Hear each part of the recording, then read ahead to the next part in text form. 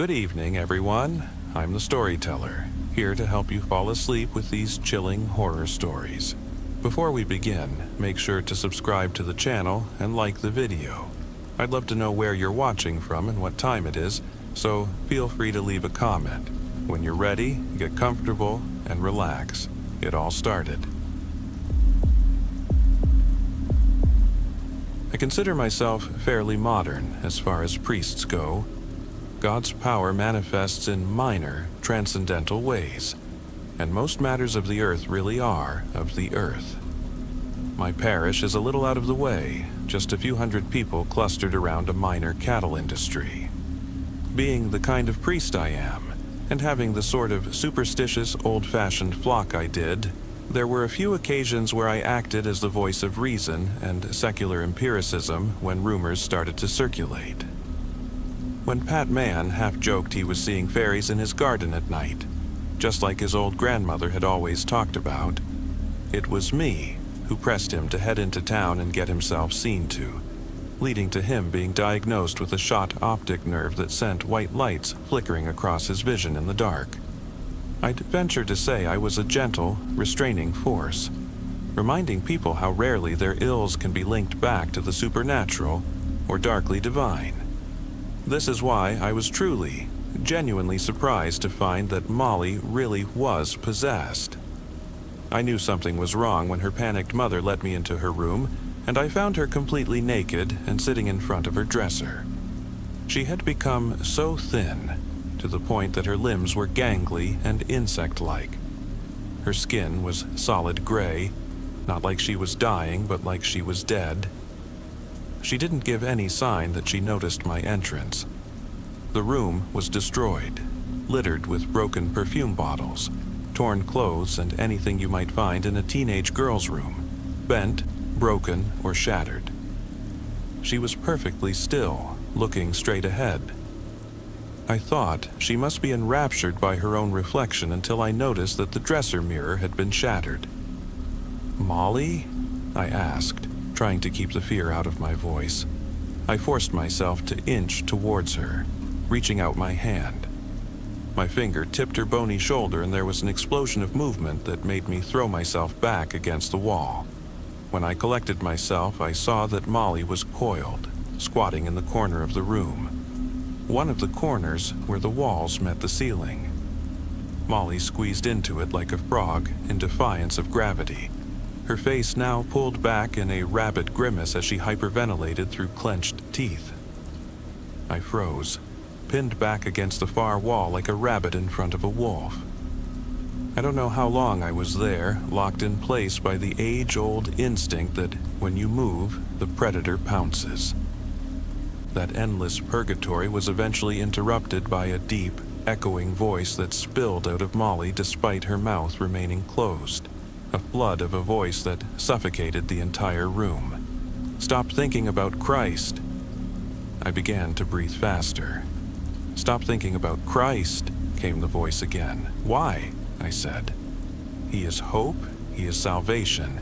He is what you would term goodness."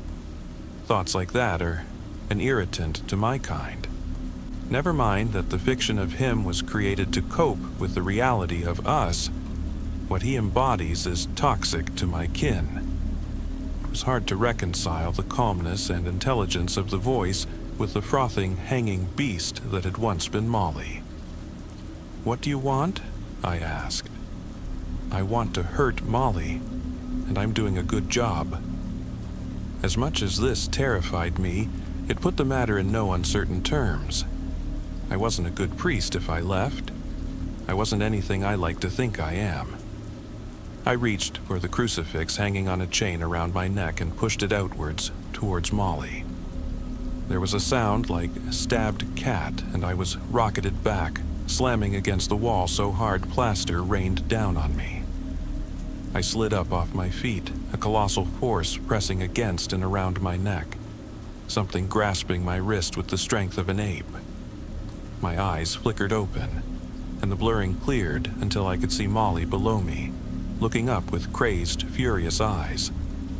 Her eyes darted over to the crucifix, still clenched in my hand. You think that will help you save Molly? Let's see. She grabbed the cross from my palm. I heard a wet sizzling and a veil of steam started enveloping her hand. She held the cross between two fingers and began dragging them across her face, leaving red, bubbling streaks on her lifeless flesh. It's working. See? See how you're saving Molly? Stop! Stop! Please stop! I screamed, before being thrown across the floor in a whacking, painful slide. A moment later, the cross clattered across the floor beside me, still steaming, deformed and melted. The moments after that are a frantic blur, but they ended with me collapsing out of the room and slamming the door closed behind me. I stood up, leaning against the wall for support to see Molly's mother bawling at the far end of the hall. I looked down and saw my hands, clenched into half claws and shaking uncontrollably. "The Lord is with us all," I said in a shaking voice, "but I think I'm going to need to contact some people who the Lord is more with. A lot more with." I had to wait a little while in my sitting room. I'd called my bishop and he said he'd call someone else, and I was waiting on the result of all that. My house was fairly standard for priest accommodations. Cozy, warm, wood-paneled. Kojak, the fit German shepherd I'd inherited from the parish's previous priest, was panting anxiously at my feet, looking concerned. I indulged a bad habit I'd slipped into, sticking my fingers in the whiskey I was drinking and letting Kojak lick it off. Not enough to affect him off course, he just seemed to like the taste. I looked at the table in front of my seat, and my eyes were drawn to the thin glass globe near its edge. The oceans fully transparent, the continents frosted. It looked very different than it had that morning. Bigger, less easily contained in my head, every tiny spot more mysterious than before. The phone rang and pulled me out of my thoughts. I answered straight away, desperate for some guidance. There were no introductions. The voice at the other end got straight into it. "We will arrive at Molly O'Neill's house in 1 hour. We will require your assistance and total cooperation by order of the Holy See. Please be there." I was standing outside the gate to Molly's house when the van pulled up. Not a limousine, not some fancy gleaming black affair with a chrome grille. It was a rusting white van that, now that I think of it, they had probably bought second-hand in the previous half an hour, so it couldn't be traced. The men who stepped out, however, looked about how I'd expected. Serious, stern, wearing the long, frock-like priest clothes that I'd always thought would be more alienating than the black pants and shirt I wore. They stopped in front of me, silent for a second, as they looked me over with squinting, hard eyes.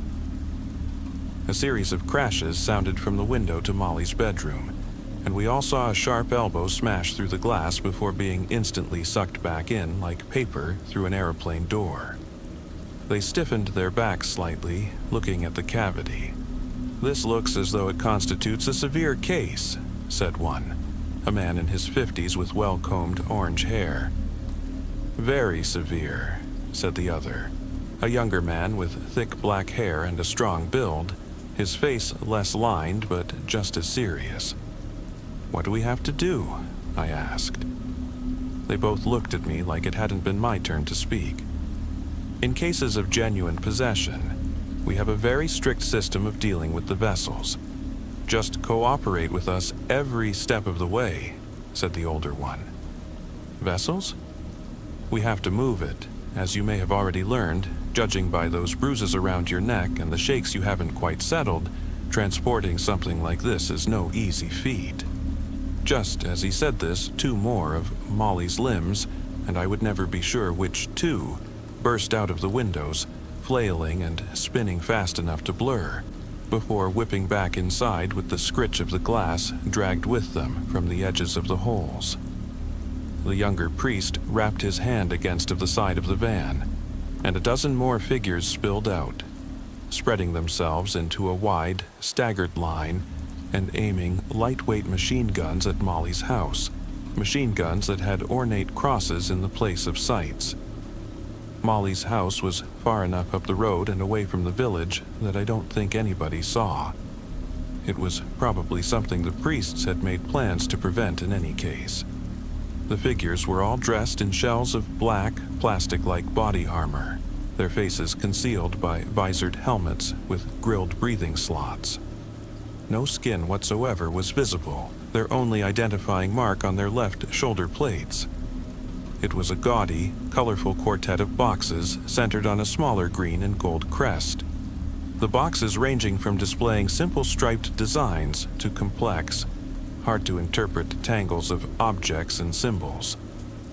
After a moment, and yes, it shouldn't have taken that long, I realized it was the symbol of the Swiss Guard. "They actually do something," I said. The two priests had withdrawn the most hefty, overworked crucifixes I'd ever seen in person. They were solid steel, only capable of being held in a full grasp, worked over in pearls and ivory and several other obviously expensive white substances I couldn't be bothered to identify. They stormed in towards the house, crosses already held out in front of them.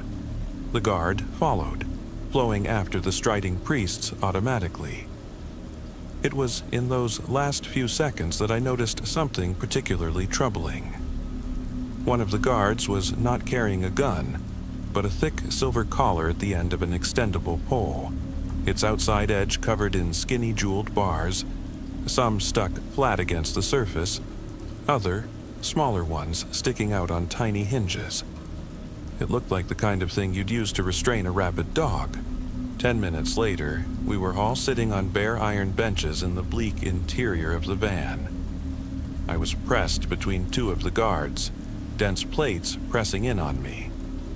Molly's capture and extraction had been loud, chaotic, and had required no small amount of reassurance of Molly's mother by me that it was all for the best and that her daughter would be fine.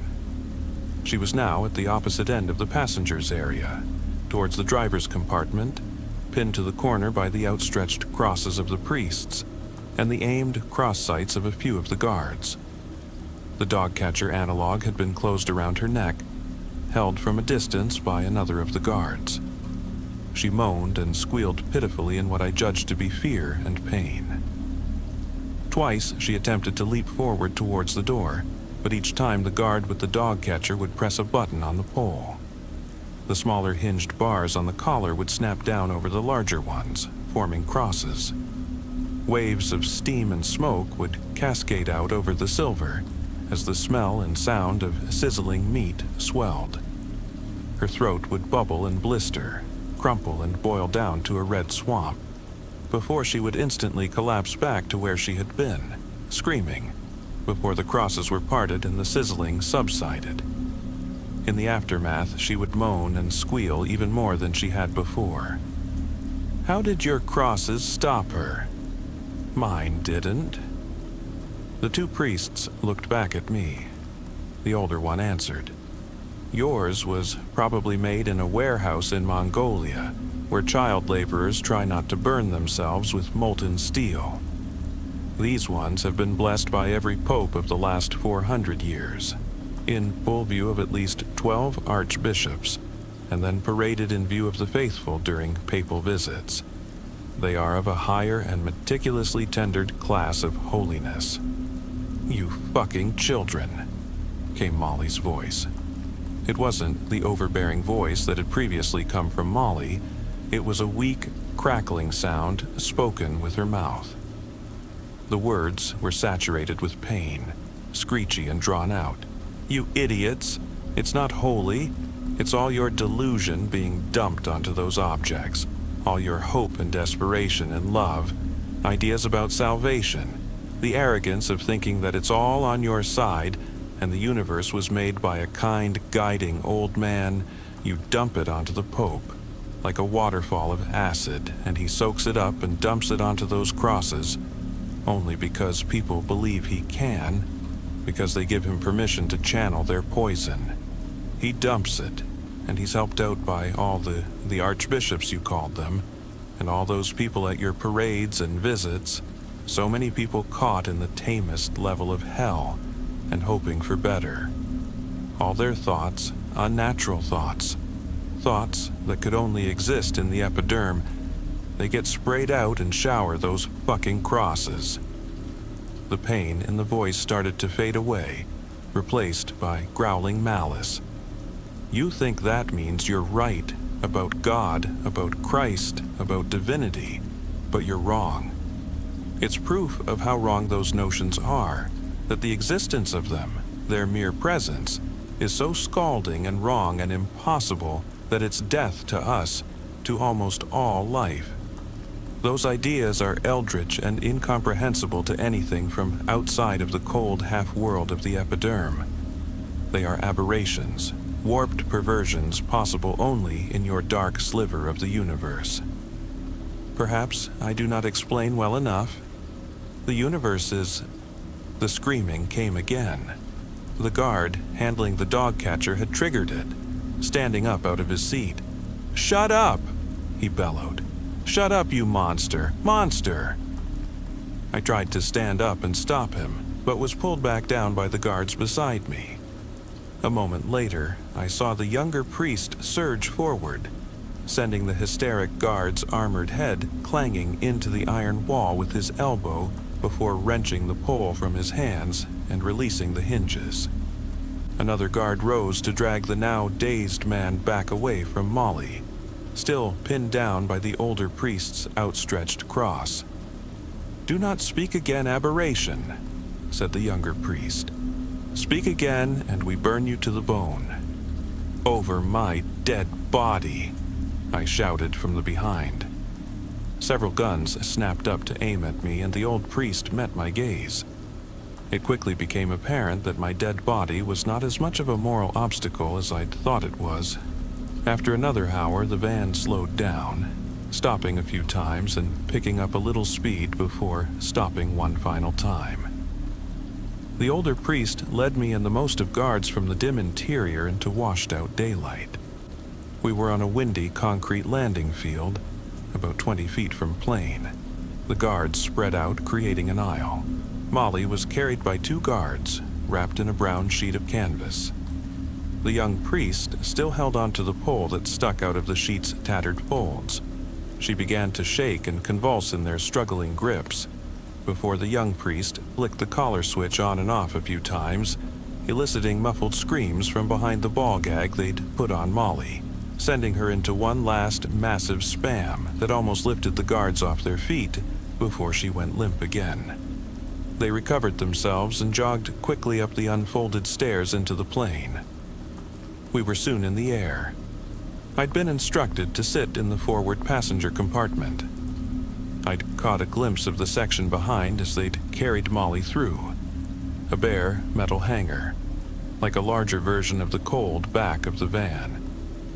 I was there for a long time, not liking the sounds I could hear coming from behind me. Eventually, they subsided. I felt alone in the forward compartment, the only other person a Swiss guard, standing stiffly to attention and refusing to answer my questions. A dusty whispering built up in my head, barely perceptible at first, but intensifying until it was louder than the howling of the aircraft engines.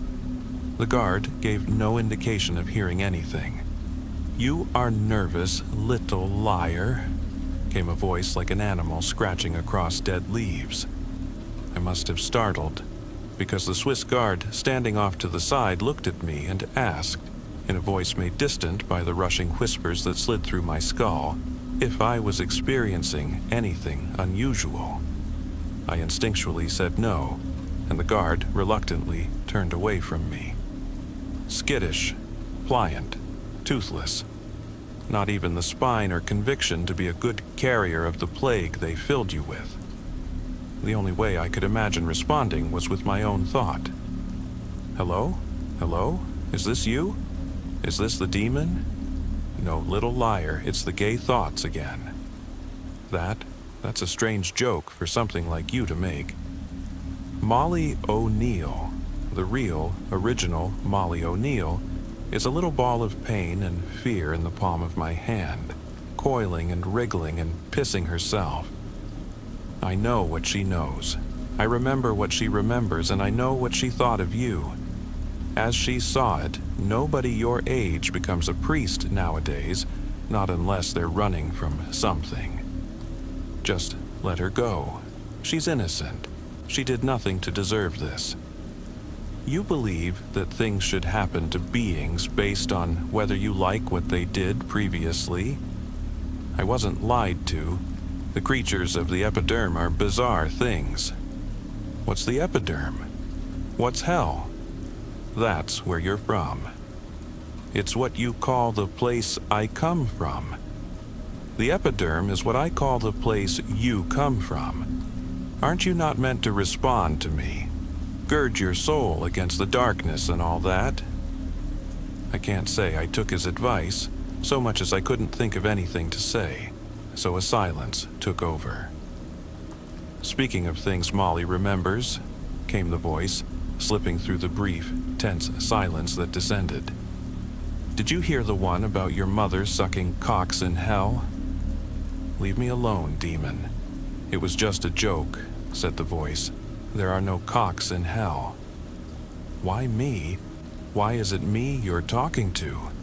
You're being the most interesting, at least on the inside. You're the one with the least belief. Everyone else, their faith is a burning inferno. Yours is a numb, passionless mass right at the base of your mind. They're all sure of themselves, sure of who they are and what they're for. But you're so lost and filled with repressed doubt that you'd have a pleasant little conversation with a demon on your way to an exorcism. I don't blame you. They're not doing much to make you feel like part of the team. Have they even told you where we're going? You're wrong. I swore an oath to serve Jesus Christ in all my thoughts and actions. I did not take it lightly, and it is not a decision for which I feel doubt. There was a brief lull where I fancied for a moment that I'd put the beast in its place. Then, all in an instant, curiosity and dread defeated me. Where are we going? Cruel, dry laughter swept through my mind. The big city. What followed was the plane coming down in an empty landing field, the bundling of and forcing of Molly into another black van in much better repair than the last, and an hour's driving. After a short time, the van slowed to a crawl. After another few minutes, it stopped completely. The van doors were opened from the outside by more of the armored Swiss Guard. There was far less secrecy and concealment now. The guards dragged me out of the vehicle with them, and the final guard dragged Molly out last, flanked by the two priests. I looked around, finding myself in a lifeless, cobbled plaza, flanked on all sides by a multi-tiered stone building, carved into sinuous, flowing lines curving around windows that flared elegantly at each end. "Where are we?" I asked. "It is off the tourist trail," said the older priest, still looming over Molly's pitiful, crawling form with his gaudy cross. But I would have thought any priest could be trusted to know when they are in the Vatican. We entered the building, now surrounded by at least 20 of the black-armored Swiss Guard. The hallways were carved stone, just like the outside, with arched ceilings and black-tiled floors. The only sounds were our wave of footsteps and the echoing, wretched shrieks of Molly as she was dragged across the floor by a guard. I walked beside the young priest.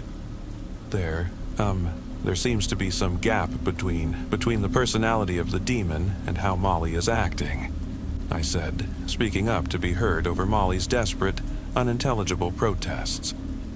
The demon is usually calm enough, or so it seems to me, but she's always screaming. The young priest looked at me across his shoulder, acknowledging me for the first time in a long time. The mechanics of possession are not fully understood. As far as we know, the emotions of the victim can come through in physical behavior, while the demon has a sort of override control. The demon can make anything happen, but the soul of the victim, which is experiencing great torment, will often retain physical control on a moment-to-moment basis, regularly including an ability to do things they wouldn't have previously been able to, both by co-opting demonic power and making use of physical alterations to the body, wrought either consciously or unconsciously by the entity. So, regretfully, a lot of that pain we're hearing, possibly the large majority of it, is her pain. That sounds like something straight out of a textbook. The priest kept striding forward, looking dead ahead. There isn't a textbook, is there? Was that from the textbook? The priest continued to look ahead. My God, have you ever done this before? He didn't answer for a few seconds before finally deciding not to ignore me. He has, he said, nodding curtly across the hallway towards the other priest. A lot? Once. I became dizzy for a second, suddenly feeling whatever slight sense of security I'd had being snatched out from under me. Was it successful? Yes. So, the victim, they survived? No. I didn't ask any more questions after that. We started descending a shadowy stairway, emerging into an underground library, dusty and filled with ancient leather books. The only light came from flickering yellow wall lamps, shell-like in shape and providing nowhere near enough light to read. Each compartment and section of the library was separated by brass grills that the guards yanked roughly aside with a scraping, metallic sound, like they were fighting against a lot of rust and disrepair. We descended another stairwell and passed through another level of libraries, these ones containing books that were more tattered and frayed, the air sterile, and the shattered wall lights cold and dark. Beneath that level there were no more open spaces. Lit by torches slung underneath the Swiss Guards' guns, we descended into a warren of arched tunnels made of ancient stone blocks, cracked and bulging out at odd angles. As we progressed, I began to hear something over the ululating echoes of Molly's screams, similar enough that it could have been there a long time without me noticing. It was deeper, with a gargling, throaty quality, and where Molly sounded like a monstrous parody of a teenage girl being tormented, this sounded like a similar corruption of 10,000 people being suffering and despairing as one, like the synchronized slaughter of million cancer-ridden cattle. It was still distant now, but I slowed down a moment as I had to wonder, would I be able to tolerate that sound if it got any louder? It felt like if that happened, if God forbid it came to be as loud and as close as Molly was then, my soul might flee my body just to get away from it. The older priest seemed to notice this, crossing across the hallway to clasp my shoulder, both to comfort me and make sure I kept walking. I know what you're feeling, my brother in Christ. We all feel it. But if you'll look to your training and studies, I believe you will remember that even the Valley of Death has its saving graces. Thank you. I will bear that in mind, I mumbled, trying to compose myself. I decided he needn't know that I only remembered that passage from Pulp Fiction. In any case, it was hard to fully appreciate the gesture while I was watching a girl I had known and watched over for years, as she was dragged naked and screaming through what looked to be a medieval torture dungeon. We began to pass rusty iron doors inset in the walls. We kept walking for a long time, the older priest's firm grip keeping me moving. The distant sound got louder and louder. I thanked God for every lull before physically shaking as a new wave of howling crashed down the stone corridors. After what felt like an endless march, the 1,000 voices had become so loud that they drowned Molly out. My knees had become weak and shaky, my body drenched with sweat as my heart hammered at triple pace against my chest. And all in an instant it cut off, the howling collapsing into perfect silence. The older priest raised a hand, and the holy convoy froze, moving into defensive positions. I saw that we were in a hallway that led down to single door to its end, identical to every other door we had passed in the maze of tunnels. The older priest turned to me. If we need your help, it will be soon. You need to understand what we are doing here. I forced myself to nod, still recovering from the howling, still afraid of it returning. Exorcisms do not work as you imagine. You can't just force out a demon and expect it to tumble back down to hell. You've just forced it out and left it with free rein to possess anyone and everyone. That's why we developed a system. A system. In France, sometime in the early 16th century, there was an incident, completely unprecedented in our records. A number of demons, 5 we think, entered the world around the same area, and by chance or coordination possessed the same person. The results were abominable. Several villages were destroyed before we managed to suppress it and transport it here. This was unbelievable. Back then, as now, possession was very rare. The church had long had a policy of incarcerating victims and still had only a handful in custody at any given time. So what we had was one person already suffering under 5 of the fallen. Somebody made a proposal that must have seemed as insane then as it does now, but it was attempted. Force the spirits from one vessel into another. Force them out as we had, but not into the world, into another vessel. I leaned back against the wall, my throat tightening as I began to understand. The context for the sound I'd been hearing making it so much worse. It worked. The possessed did not survive most of the time. If they did, they rarely lived well, but we could at least put them out of their misery, pile all of it on one, and make the spirits easier to monitor by centralizing them. It meant we could truly exorcise one person without the spirit being able to move on to a new victim beyond our grasp. The results were successful, but disturbing. What about Molly? She has a chance, surely. You know what you're doing. She has a chance. His expression changed a little, displaying just a tinge of regret. She has a chance. In any case, we need you there. It's sometimes useful to have a familiar face, someone the victim recognizes. So, for about 500 years, the church has been transferring the demons from every possessed person they find into one body. Yes, it's called Pan. How many are in there? We have about 1,100 on record. It's slowed to a trickle in the last century or two. We'd like to think it's because people are becoming possessed less often, but strong odds are it's a combination of decreased church power and the demons becoming better at hiding from us. If anything, whatever's in Molly must be a particularly witless servant of darkness. "I'm wounded," said Molly. "Oh wait, that's her cunt." I swallowed spit to wet my bone-dry throat. Is the original person, the person from France, are they still in there? If they are, then God help them. God help them more than anyone who has ever lived. The older priest walked towards the door, signaling everyone else to follow. He and the younger priest approached the door, and even they hesitated before swinging it open on tortured hinges. I followed them in, cold lead weighing down in my gut. The room inside was brightly lit by gently flickering fluorescent lights hanging from the ceiling in old, warped protective cages.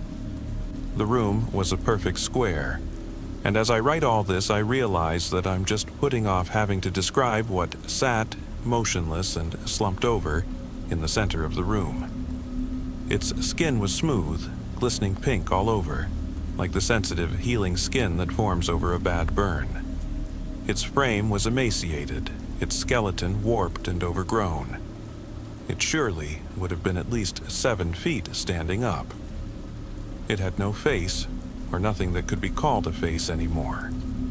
Its eye sockets were sunken depressions covered in the same raw skin that stretched over the rest of its frame. It had a mouth, lipless, the top and bottom connected by thick, fleshy tendons, stretched taut even when its mouth was only half open. The worst part was the bones.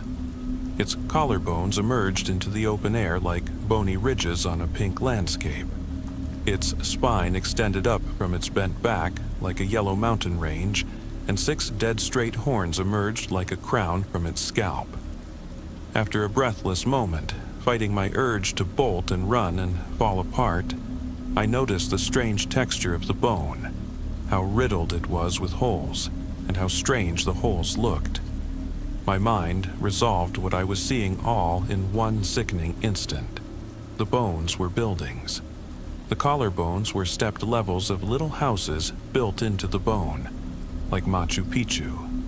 Each jutting vertebrae was a tiered palace, like something out of a Bible illustration, and the horns were like Renaissance towers, slender and fluted, ringed with elegant geometric openings.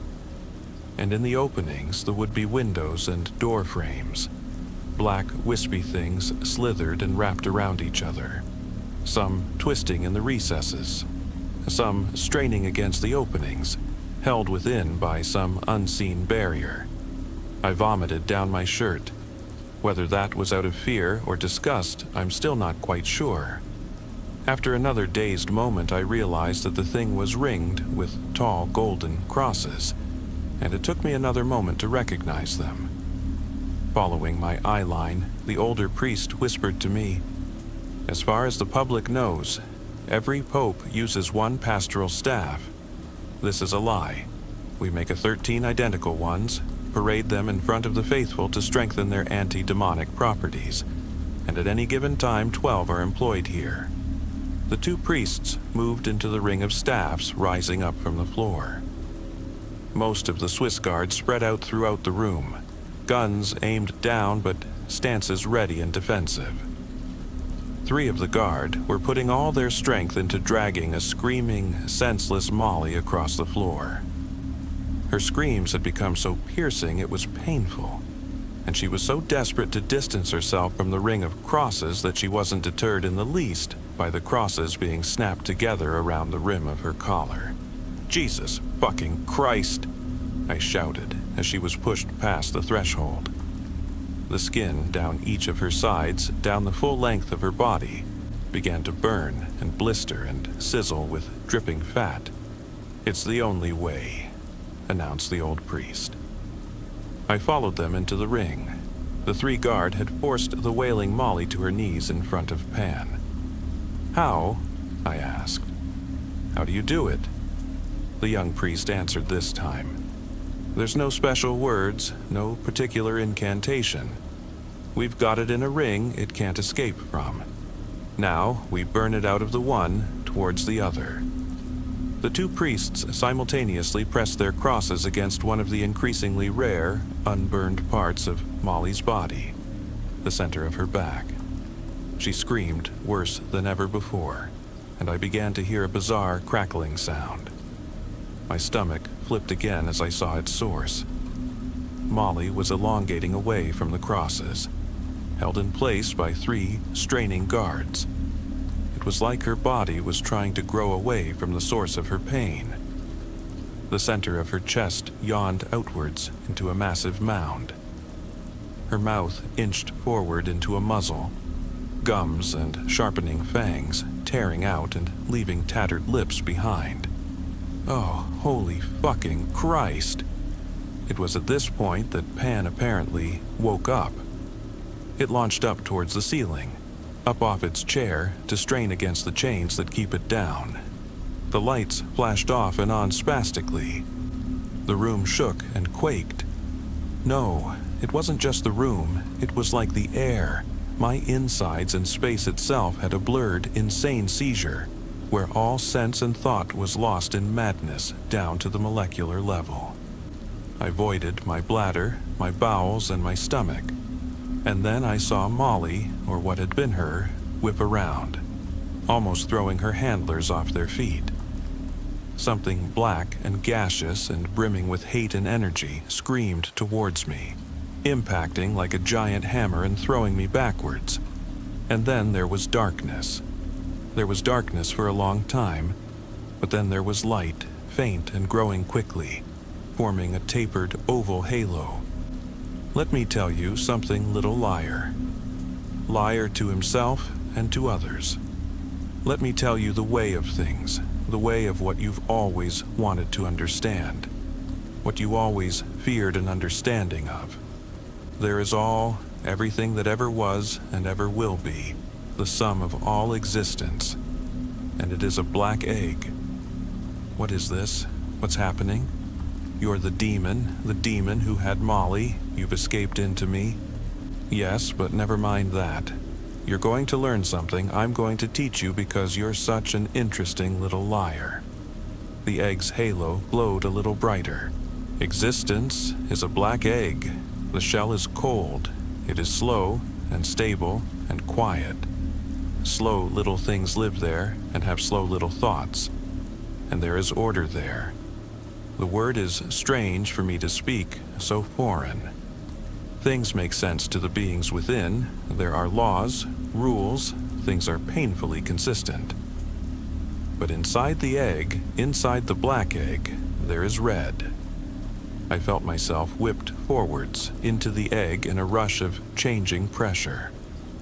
I slowed and found myself in a scarlet nightmare, red liquid stretching like a bloody ocean in every direction.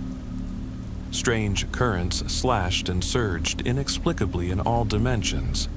There were structures there, stretching infinitely up, stretching infinitely down, flaring and narrowing. Huge black structures made from shiny bulbs, all held together by hardened ooze. The individual, swollen bulbs deformed each other as if they had grown together in competition, some bending and curving around others. Cavities gaped in the swollen sections of the black organic columns, and things flowed in and out of them. Bulbous things, composed of smaller, clustered black bladders like frog spawn. They stretched to a point at either end. Their surface bristled with rhythmically waving, multi-jointed, thousand-fingered arms and legs that lengthened and shortened impossibly. Some of these were caught and swept along by the insane currents of the vast red ocean. In the red, came the demon's voice again. In the red, there is no order, no rules. It is a living place, a warm place, where things flow as they will. And the things that grow here, the life that thrives, they think nothing of salvation. That last word had come out strange. Life, it had sizzled and disintegrated as soon as it had been voiced in such an inhospitable environment. Nothing of hope. That word boiled and simmered just like the last. Or goodness. That word screamed and was swept away almost before it could be heard. Because the red is almost all of it. There is so much more inside the egg than that thin shell that surrounds it. And the things that grow and live there understand this. They understand what existence is. A red place of pain and madness where all things eat all things. Sometimes they abandon their hard forms. As the voice said this, one of the bulbous creatures popped, rupturing to emit a large black clouds that surged up and away in an instant. They abandon their hard forms, go soft, and float up to the epiderm, for their hard forms would be too heavy and cumbersome to pull through the barrier. And sometimes they enter the hard forms of the things that live up there, the simple, slow things, the stupid things that imagine there is something better beyond the egg. I began to see something new. Little white wisps darting back and forth through the endless red. They moved furtively in fits and starts, like they were scared, like they didn't know where to go.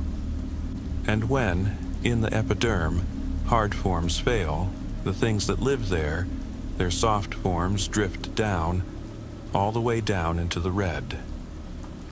A number of the black bulbous creatures began to surround one of the little wispy things, penning it in and scaring it so it didn't dare dart out.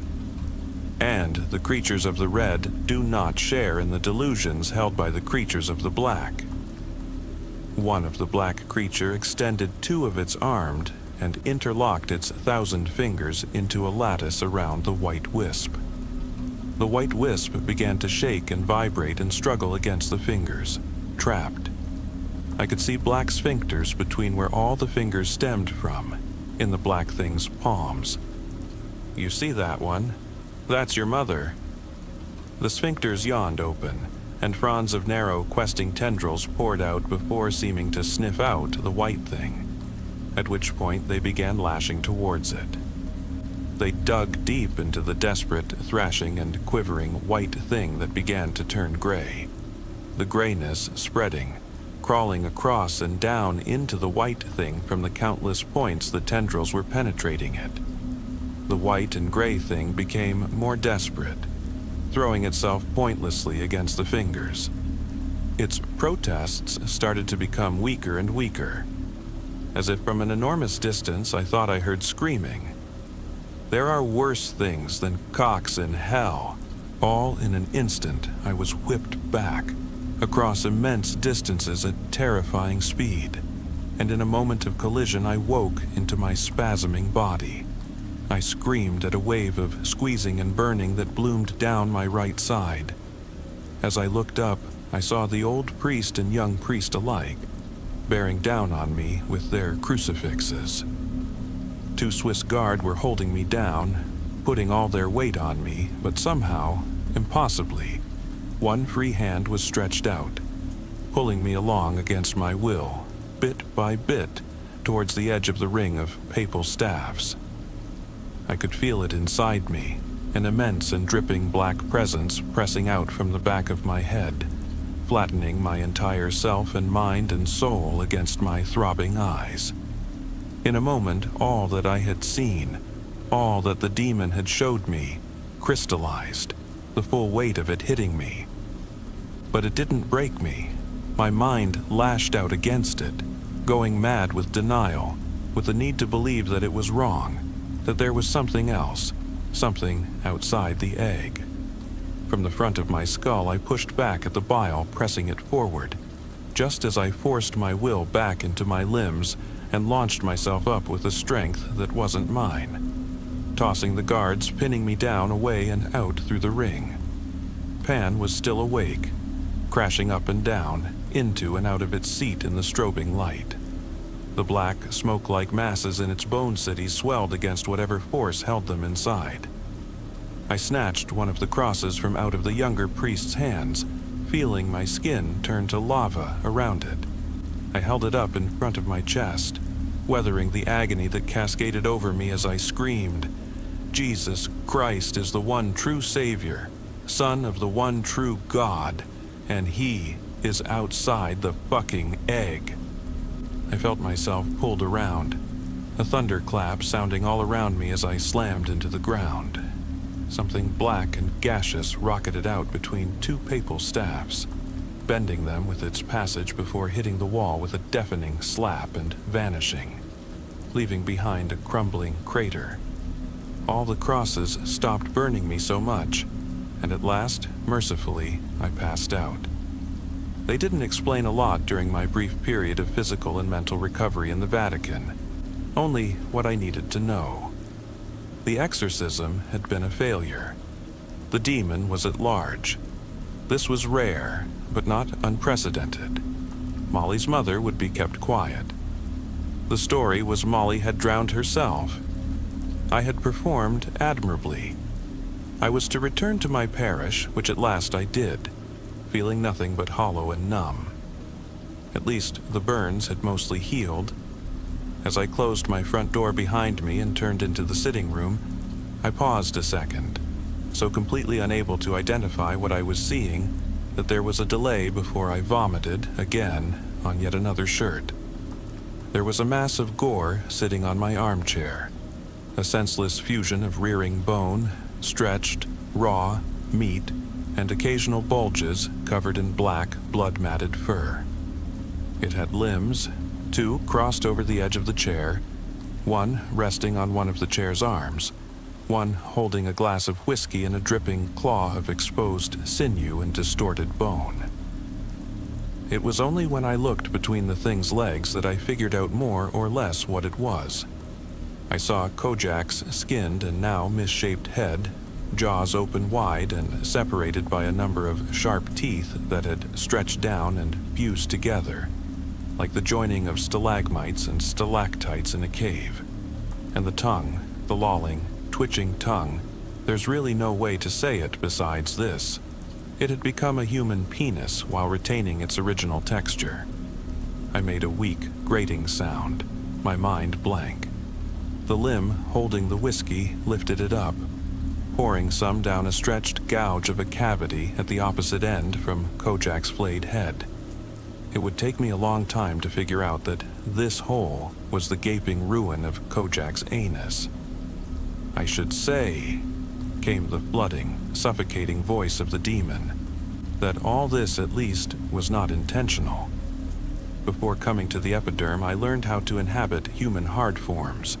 When you use the same principles to try and enter a dog, things can get messy." "Get out," I said in a wavering voice. "I banished you once. Get out." As if I didn't want leave that dark hole the liars brought me to. In any case, this whiskey doesn't seem to be working. Doesn't really taste of anything. "I banished you." Again, I let myself out. "Oh, but you got into quite a frenzy, didn't you?" The mass of meat stood up, placing one arm behind its back and holding the whiskey high as it walked, as if deep in thought. I kept moving around to keep the distance between us, but it wasn't trying to walk towards me specifically. Its footsteps were tiny wet sounds, and the puddles of blood they left behind would quickly drag forward of their own volition, attempting to rejoin the main mass.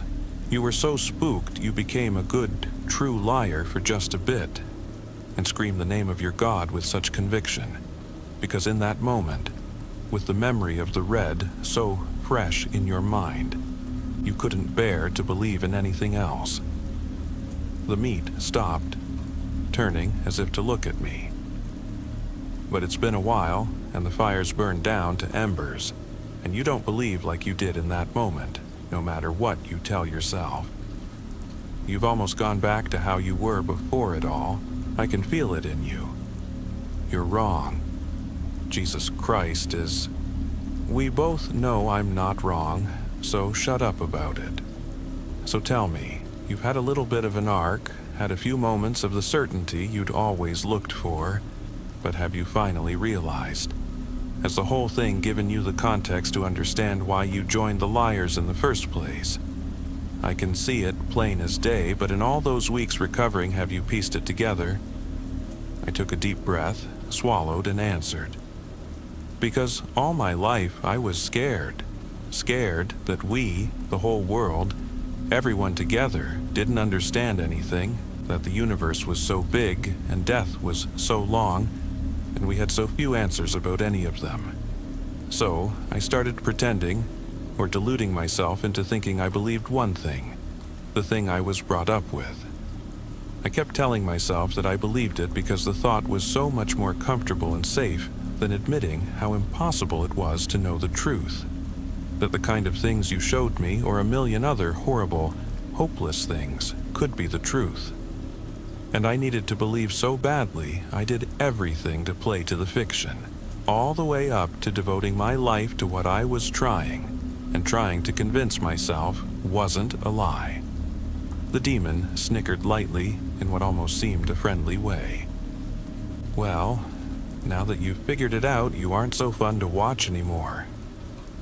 The meat began to walk again, straight towards a wall and up it, casually mocking nature as it continued its stroll up the walls, across scenic paintings, and finally stopping to stand, hanging from the center of the ceiling, directly above the glass globe. The whiskey stayed in the glass. Just one more thing, one more little spook of a thought. You know now what the epiderm is, how thin it is, how fragile, and you have beings of chaos and destruction at large in it, and you concentrate them all on one pinprick of a point, all that instability and pressure bearing down on one minuscule piece. My eyes started to tear up, and I was overtaken by a wave of shivering as I started to piece together where the demon was going. If you keep pushing and trying to put more and more pressure on that one little part of the shell, the spot already so saturated it's getting difficult to add anything more to if you force that tiny extra bit of stress on such a thin, fragile shell. Well, what do you think might happen? The meat went limp and dropped from the ceiling, smashing the glass globe into a million pieces. There is no official record of the exorcism we performed at 1237 Palmer Avenue in Los Angeles last November. The church encourages us not to speak to the press about such things anyway, as our work tends to be sensationalized. In truth, most cases we investigate aren't possessions at all, just ordinary, tragic mental health issues wearing the trappings of religion. I was still only a year into my apprenticeship back then. Up to that point, even in the few instances when I'd witnessed a genuine possession, the process of exorcism was far more mundane than the movies would have you believe. My mentor, Father Anthony, would simply follow the protocols as outlined by the Holy See, sprinkling with holy water, laying of hands, and exfoliation, along with the recitation of the prescribed prayers. Only once had I seen the basic prayers fail. It was a case where the entity within an elderly woman had been allowed to fester, possibly as long as 5 years. The family had spent half a decade ignoring the problem, ascribing it to ordinary dementia, even as her behavior grew worse and worse. We had been called in after she'd twisted the head off a beloved family cat, all while invoking the names of minor demons she had no business knowing. Even then, Father Anthony had been able to remove the demon in less than a week, relying on the prayer to Saint Michael and a silver cross that had once belonged to Pope Leo XIII. Nothing could have prepared either of us for what we found on Palmer Avenue. We were sent there at the behest of Father Felipe, a parish priest who noticed that Maya Knowles, one of the young women attending his church, had missed several weeks of Sunday Mass. It's unfortunately common for young people to fall out of love with the faith, but it raised a small flag for the Father Felipe, who caught up with her mother Sharon one day after Mass to ask her if anything was wrong. Sharon immediately burst into tears, confessing that her previously bright, cheerful daughter had become a recluse overnight, refusing to leave her room. Again, such things happen, but it aroused the Father Felipe's interest, and he paid the family a visit a few days later. What he witnessed upon entering the girl's room was enough to make him call us immediately. Rather than paraphrase, I'll include a transcription of the voicemail he left here. There was a foul smell. It hit you all the way down the hall, some kind of cocktail of sweat and excrement. It grew more powerful as I approached Maya's room, such that I was hesitant to enter. At the doorway, I hesitated. That's when I heard the awful growling, like an animal's stomach left empty far too long. Nothing about it sounded the least bit human. I said a prayer and entered. The girl, I almost hesitate to call her that now, had been beautiful when I last saw her. So much so that she'd been the subject of several confessions from teenage boys in the parish, all unable to take their eyes off of her. Adult men, too. Her mother had been pushing her toward a career in modeling, television, something I warned them both about. Pride, the dangers of the superficial. Of course, I'm a priest in L.A. I have many such conversations. I will say that Maya's mother was particularly obsessed with her daughter's career in a way that gave me pause, but I felt that if I confronted her too harshly about the subject, I might push her away from the faith entirely. When I walked into the room, I had to suppress my urge to vomit. Maya lay in a bed in the center of the dark bedroom. Something, its texture uneven and smudged with fingerprints, had been rubbed and dried over the windows, blocking out the light. Despite the near dark, I could just make out Maya's skeletal form, her skin clinging like tissue to her bones, exposing every crease. The growling sound was emanating from her stomach and up her throat, the low pitch more like the death row of some great beast than a teenage girl. There was a scratching sound filling the room too, and when I looked closer, I realized that she was weakly moving her arm, grabbing handfuls of dry rice from a 50-pound bag by her side. She moved her hand to her lips, eating the dry rice whole, before going back for another handful. Looking around by her bedside, I saw at least 6 or 7 similar bags littered on the floor. "Like what you see?" she asked me. "Of course not. I'm not exactly your type, am I? Couldn't get hard for a girl like me if you tried. Maybe worth a shot, though. Why don't you come a little closer? Give me a little kiss?" I knew in that moment that I was in mortal danger. Behind me, the door began to close on its own accord, and as I reached back to stop it, it slammed shut. I heard the crunch of bone as my fingers smashed in the doorframe. The break was bad enough that I could see the white of my bone through the skin, and I was bleeding profusely. Suddenly, the girl was up. Without a sound, she'd moved to the foot of the bed, her legs no thicker than pool cues dangling over the side. "You smell amazing, Father," she said. She stood, and her posture was bent, unnatural. One of her knees seemed to bend the opposite way. One of her arms seemed to have broken in so many places that it flapped like a tentacle. With my good hand, I pulled the door open as hard as I could, trying to free my limp fingers and escape before she could reach me. She stepped deliberately. I sensed that she could move faster if she desired, but she enjoyed watching me squirm. Almost without thinking, I began to recite a Hail Mary in the original Latin, something that has always brought me peace. As the words exited my mouth, I could tell that Maya was bothered, even taking a small step back. "Shut up," she was muttering. "Shut up about that bitch." But I refused to stop, and as I did, I was able to pry the door open, a little at a time. Then, all at once, Maya was screaming, commanding me to close my mouth. Suddenly, the door flew open, and I stumbled through, shutting it behind me as fast as I could. After that, there was only silence. No one has heard a thing from inside the room since then. I have instructed Maya's mother to avoid going inside at all costs. We need help, desperately. A strange look had crossed Father Anthony's face after he heard the message. He went to consult a few old books in his personal library as I listened to the message on repeat, trying to sift through the details. "How bad is it?" I asked when he returned. "It is what it is," he said. "The protocols are clear. We go, we evaluate. Should it turn out to be a major exorcism, we will use the prayer to St. Michael for as long as it takes. Pack your large suitcase. It may be a while." "Father," I asked, "has the prayer ever failed to remove the entity?" He shook his head.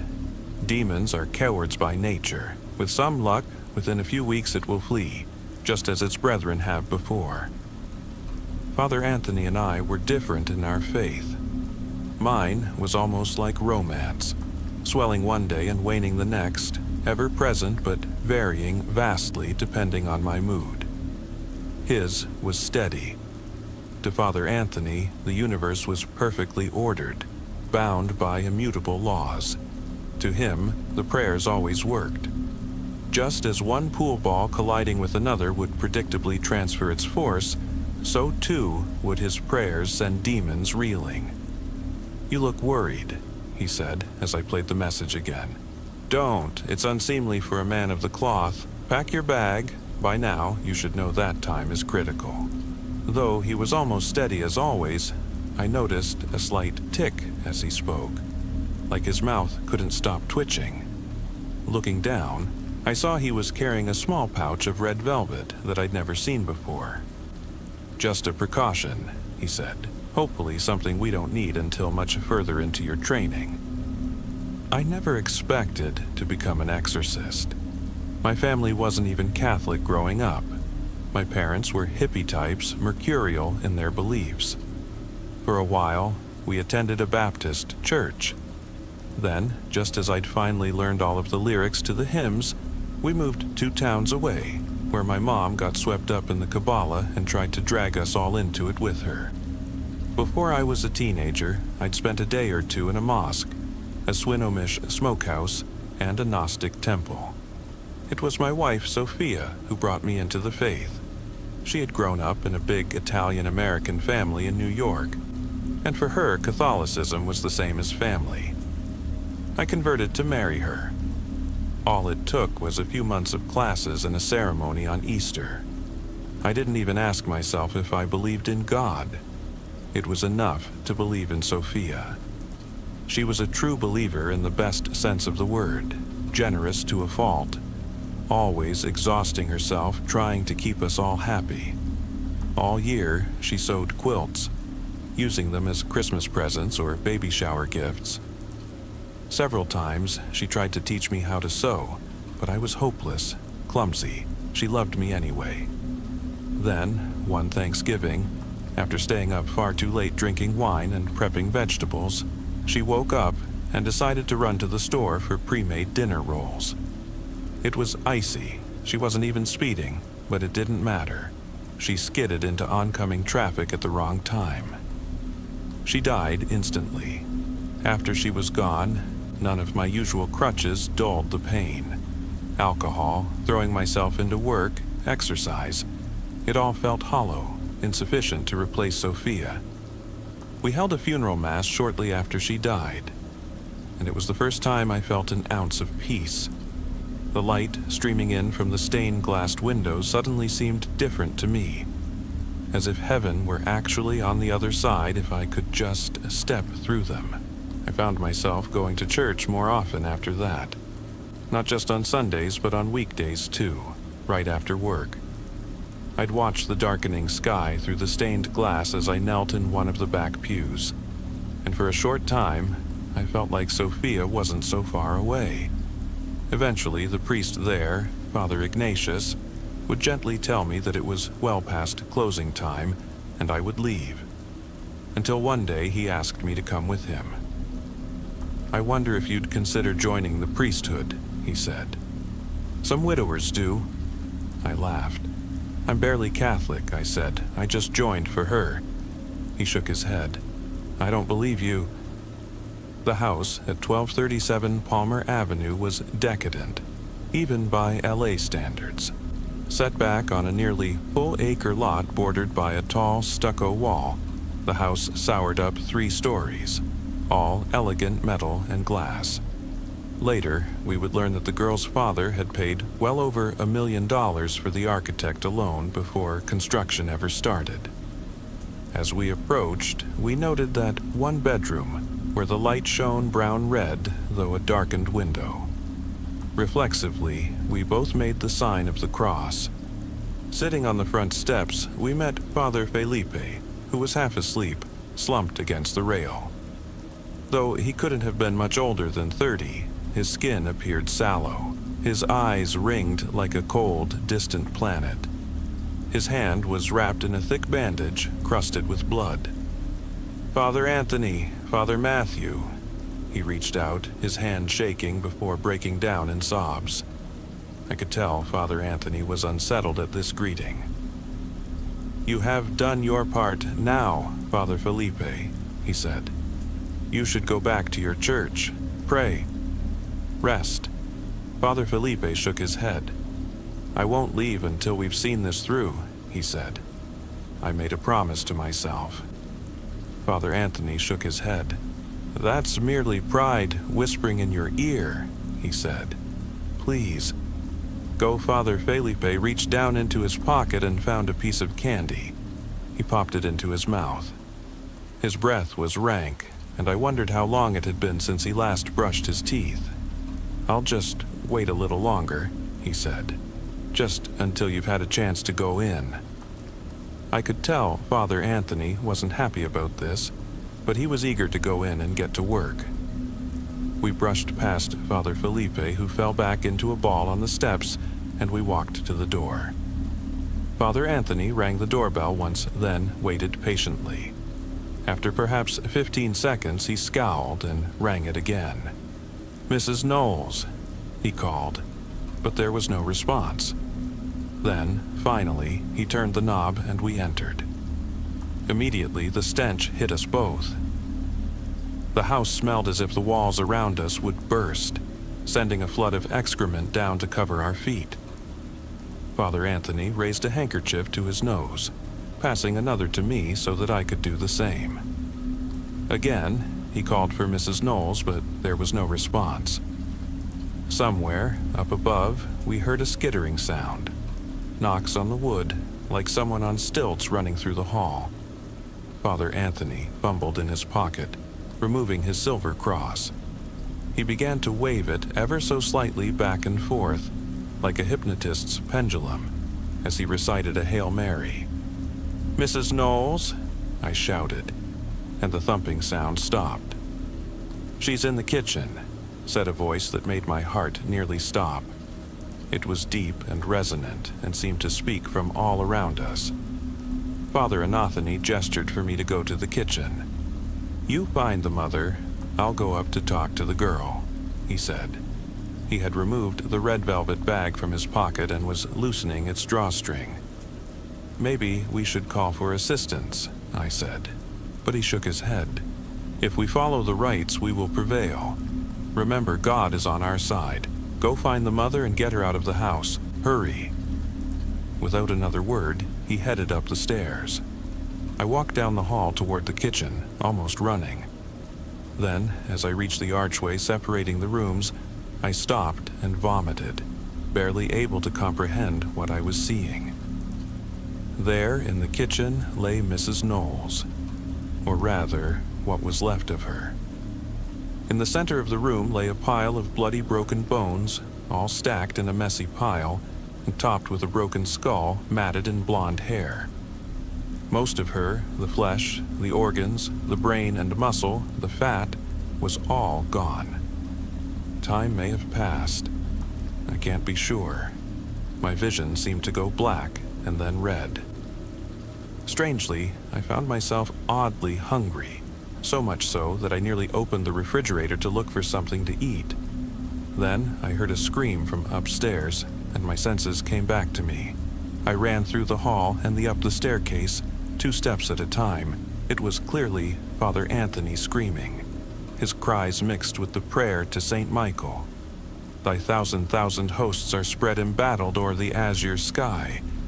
But Michael bears thy standard dread, and lifts the might cross on high." The prayer was punctuated with repeated shrieks, both from him and someone else. I ran down the hallway toward Maya's room, the rank smell growing so thick it seemed to thicken the very air. In the room, I found them. They were coiled together, like 2 pythons both trying to strangle the other. Blood was everywhere, flowing freely from wounds on both of their bodies. Somehow, in the few minutes since we'd parted ways, Anthony had managed to lose both legs and his left arm, all bitten down to the nubs. Another long gash had opened his belly, and his guts were hanging out of him. With his one good arm, he was holding something gleaming up to Maya's face. Through the hazy air and the blood, it took me a few seconds to recognize it as a needle and silver thread. Somehow, he had managed to apply 3 or 4 stitches across the girl's mouth, sealing it almost shut. Now, even as he tried to apply a 4th stitch, she bit at his fingers with the side of her mouth, severing the pinky and chewing it with obvious joy. Father Michael cried out but continued the prayer. He, in that sign, the rebel powers, did, with their dragon prince, expel, and hurled them from the heaven's high towers, down like a thunderbolt to hell. Every part of me wanted to run. If I'm being honest, I wanted to tear my collar and robes from my body and sprint into the LA night, never looking back. But something in me refused. Instead, I sprang forward, taking the shaking needle from Father Anthony's shaking fingers. "I did everything right," he said weakly. And then the light in his eyes went out. Maya turned her attention to me now, trying to bite me, shouting curses. "Run, run, run, little assistant. You're in over your head." I stared at the silver thread dangling from her mouth. I'd never even heard of such a thing. There were rules, protocols that I'd never even heard of, that I wasn't ready for. The girl smiled, pulling at the thread, beginning to unravel Father Anthony's careful work. I saw now that she would open her mouth wide and eat me down to the very bone. That I would scream while she chewed up my lungs and heart. Indeed, she was reaching for Anthony's guts now, slurping his intestines through the small hole still left on the side of her mouth. Except that I wasn't seeing any of that now. I was in a quiet room with Sophia, sitting side by side. On ours laps was a quilt. She was smiling, the light catching the strands of her light brown hair. "I can't do it," I was saying, fumbling with the needle. "Of course you can," she said. "It's not science, it's just in and out, in and out. We know you're good at that." I blushed, the needle slipping out from between my fingers. "Just relax," she said. "Here, let me guide you." She put her hand on mine, her flesh warm and soft. Slowly, she guided my fingers down through the soft white fabric. Then, suddenly, I was back. I watched my fingers slip the silver thread through Maya's lips. Only a crack at the side of her mouth remained exposed. "You're different than them," she said, her words more muffled now, and it almost sounded like a normal girl's voice. "You carry someone with you, who—" I used the moment of surprise to apply the final stitch, blood pooling around the thread as I cinched it shut, silencing her forever. As soon as it was done, she fell back in the bed, her eyes closing as sleep took her. After a while, after I'd gotten my thoughts together, I called Father Anthony's superior at the Vatican to explain what had happened. I tried to stay calm, to explain things as accurately as possible, but I'm sure my voice was shaking. Around me, the worst of the stench was gone, though ordinary ones, blood bile, persisted. Still, the air was that much cleaner than before, and I found I was able to breathe. I expected him to doubt my story, but he just listened without saying anything. Then, finally, as I reached the end of what I had to say, he spoke. "You were able to apply the stitches yourself?" "Just the last couple. Father Anthony did most of the work." He paused for a moment. "Did you have any other outside help?" I thought about that for a second, about Sophia. "Maybe. You did well," he said. "We will send people, for both you and the girl. They will bring you back here." "To the Vatican." "Is that the protocol?" There was a brief pause. Father Anthony was a firm believer in protocol. "Are you?" "No," I said after a moment. "Good," he said. "Then we will have much to discuss when you arrive." For an hour, maybe 2, after I called the Vatican, I sat on the front steps of the house, staring into space. Father Felipe was nowhere to be seen. I figured that was for the best. He'd probably taken Father Anthony's advice and run back to his church. With any luck, he was sleeping. I sat shaking on the steps. I reeked of blood and worse. Of course, I thought through the horror I'd just witnessed. The thick air, the smell of exposed guts, the glee on Maya's face as she slurped up Father Anthony's intestines. But that wasn't what dominated my thoughts. I'd seen her, Sophia, just as clearly as if she were still alive, warm and sitting beside me, teaching me to sew. Without question, she had been there, she had saved me. And so, I must have made an odd sight when the priests sent by the Vatican arrived. I sat there covered in several people's blood, including my own, my fingers bleeding from my clumsy needlework, smiling like I'd just seen God himself. "So good to find you well, Father Matthew," said a tall, muscular priest with a thick gray beard. "I'm Father Thomas. This is my trainee, Father Anselmo." He gestured to a rail-thin bald man with angular features beside him. "I thought I knew all of the exorcists working in the States," I said, still half dazed. He shook his head. "We are not ordinary exorcists. he explained. "We belong to a particular order, where discretion is of utmost importance. Still, we know rumors of our existence circulate. Perhaps you've heard of the Knights of St. Michael." I shook my head. "Good," he said. "We are only called upon in cases requiring certain non-traditional skills. Based on your call, the Vatican believes this may be one such case." Father Anselmo shot him a look, and I recognized it immediately. It was one I'd given Father Anthony a dozen times when we arrived at the home of some poor girl claiming to be possessed, but really just needed a few years of therapy, maybe some antipsychotic meds. "What?" I asked. "You don't believe me? What I saw?" "We're certain you saw something," said Father Thomas. "Whether you performed a common exorcism or encountered something greater remains in question." "Look at my fucking clothes," I shouted, staggering to my feet. "Look at the blood on my hands. Smell me. Don't you smell it?" That's when I looked down at myself and realized I was clean. Not even a drop of blood decorated my robes. The only evidence of my encounter was a small scab on my index finger from where I'd pricked myself with the needle as I sewed Maya's mouth shut. I looked back at the house. Even the dark, smeared window was clean now, with a gentle light shining out. Without another word, I ran back up the steps and opened the door. Inside, the house was pristine, almost unnaturally so. The blood was gone, the stink too. Somewhere, a vanilla candle was burning. Gentle music played on the speakers overhead. "The girl," I said to no one in particular. And now I was running up the stairs 2 at a time again. I ran down the hall and burst into her room, half expecting to find her hanging from the ceiling by her feet, a mass of skin and sinew hanging from her mouth.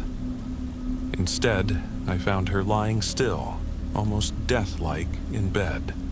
She wore a spotless white dress, and her hair fell about her head on the pillow as if perfectly arranged strand by strand. She was beautiful now, no longer the creature of paper and bones I'd encountered hours earlier. The only evidence that anything had happened was the silver thread still in place, sealing her mouth shut. I heard the other priests approaching from behind me. "None of this is right," I said. "None of it was this way." "I believe you," said Father Thomas, putting a hand on my shoulder. "We have seen stranger things. The devil can be exceptionally tidy when he chooses to be. Or could it be that Father Matthew elected to perform a wholly unnecessary surgery?" said Father Anselmo, gesturing to the girl's lips. "We can pray that such is the case, for her sake," said Father Thomas. "In the meantime, we will proceed as if this is a true lieutenant of hell, likely of the third circle." I gave him a look. There were no such things as circles of hell in the canon. "Gluttony?" asked Father Anselmo, incredulous. "I thought they were supposed to be fat." Father Thomas shook his head. "Remember your Aquinas," he said. "Gluttony takes 5 forms. Laute, too luxurious. Studios, too elaborate. Nimis, too large a quantity. Prepropere, eating at the wrong time. Ardenter, eating too fast. A glutton may be any size." I could tell Father Anselmo wanted to argue, but he was the trainee after all, and it wasn't becoming to argue, especially in front of a stranger. He bit his tongue. "Very well then," said Father Thomas. "Then we shall proceed. Prepare bindings of cloth soaked in holy water. Wrap her once at the shoulders, once at the wrists, once at the ankles. Father Matthew, if you are feeling up to the task, another set of hands would be useful, especially since time can be a factor in some cases. We will want to get her back to the Vatican as soon as possible before—" As he spoke, I saw a hint of movement coming from the girl's direction. Glancing over, I saw something thick and black peek its head from between the 2 middle stitches of the mouth where the gap was greatest. It could have been a worm, a tongue, a snake, a centipede. Before I could get a good look, it pulled back inside. I helped Father Anselmo prepare the bindings, though I could tell he would have rather done the job himself. They'd brought holy water in some kind of red-brown earthenware jar that I hadn't seen before. We soaked 3 long strips of cloth and bound the girl, who didn't stir once. Though I had never heard of such a protocol before, the process made sense. 3 bindings representing the Trinity, the Father, Son, and Holy Spirit uniting to bind the demon. 2 hours later, we were on a private plane bound for Rome. The aircraft was luxurious by any standard, with plush white leather chairs emblazoned with the flaming sword of Saint Michael in delicate black embroidery. 2 pilots sat up front, through a security door that looked extra thick. They'd made a point of letting me know they were both well armed. Of course, I wondered why such levels of protection were necessary, but I just nodded as if this was all perfectly normal. "Enjoying the accommodations?" asked Father Anselmo. Father Thomas had drifted off at takeoff, snoring loudly. Maya lay nearby in a seat they'd reclined to dorm a bed. Father Anthony and I flew coach if we flew at all, I said. "Usually we drove," he scoffed. "I suppose you think yourself superior because of your humility?"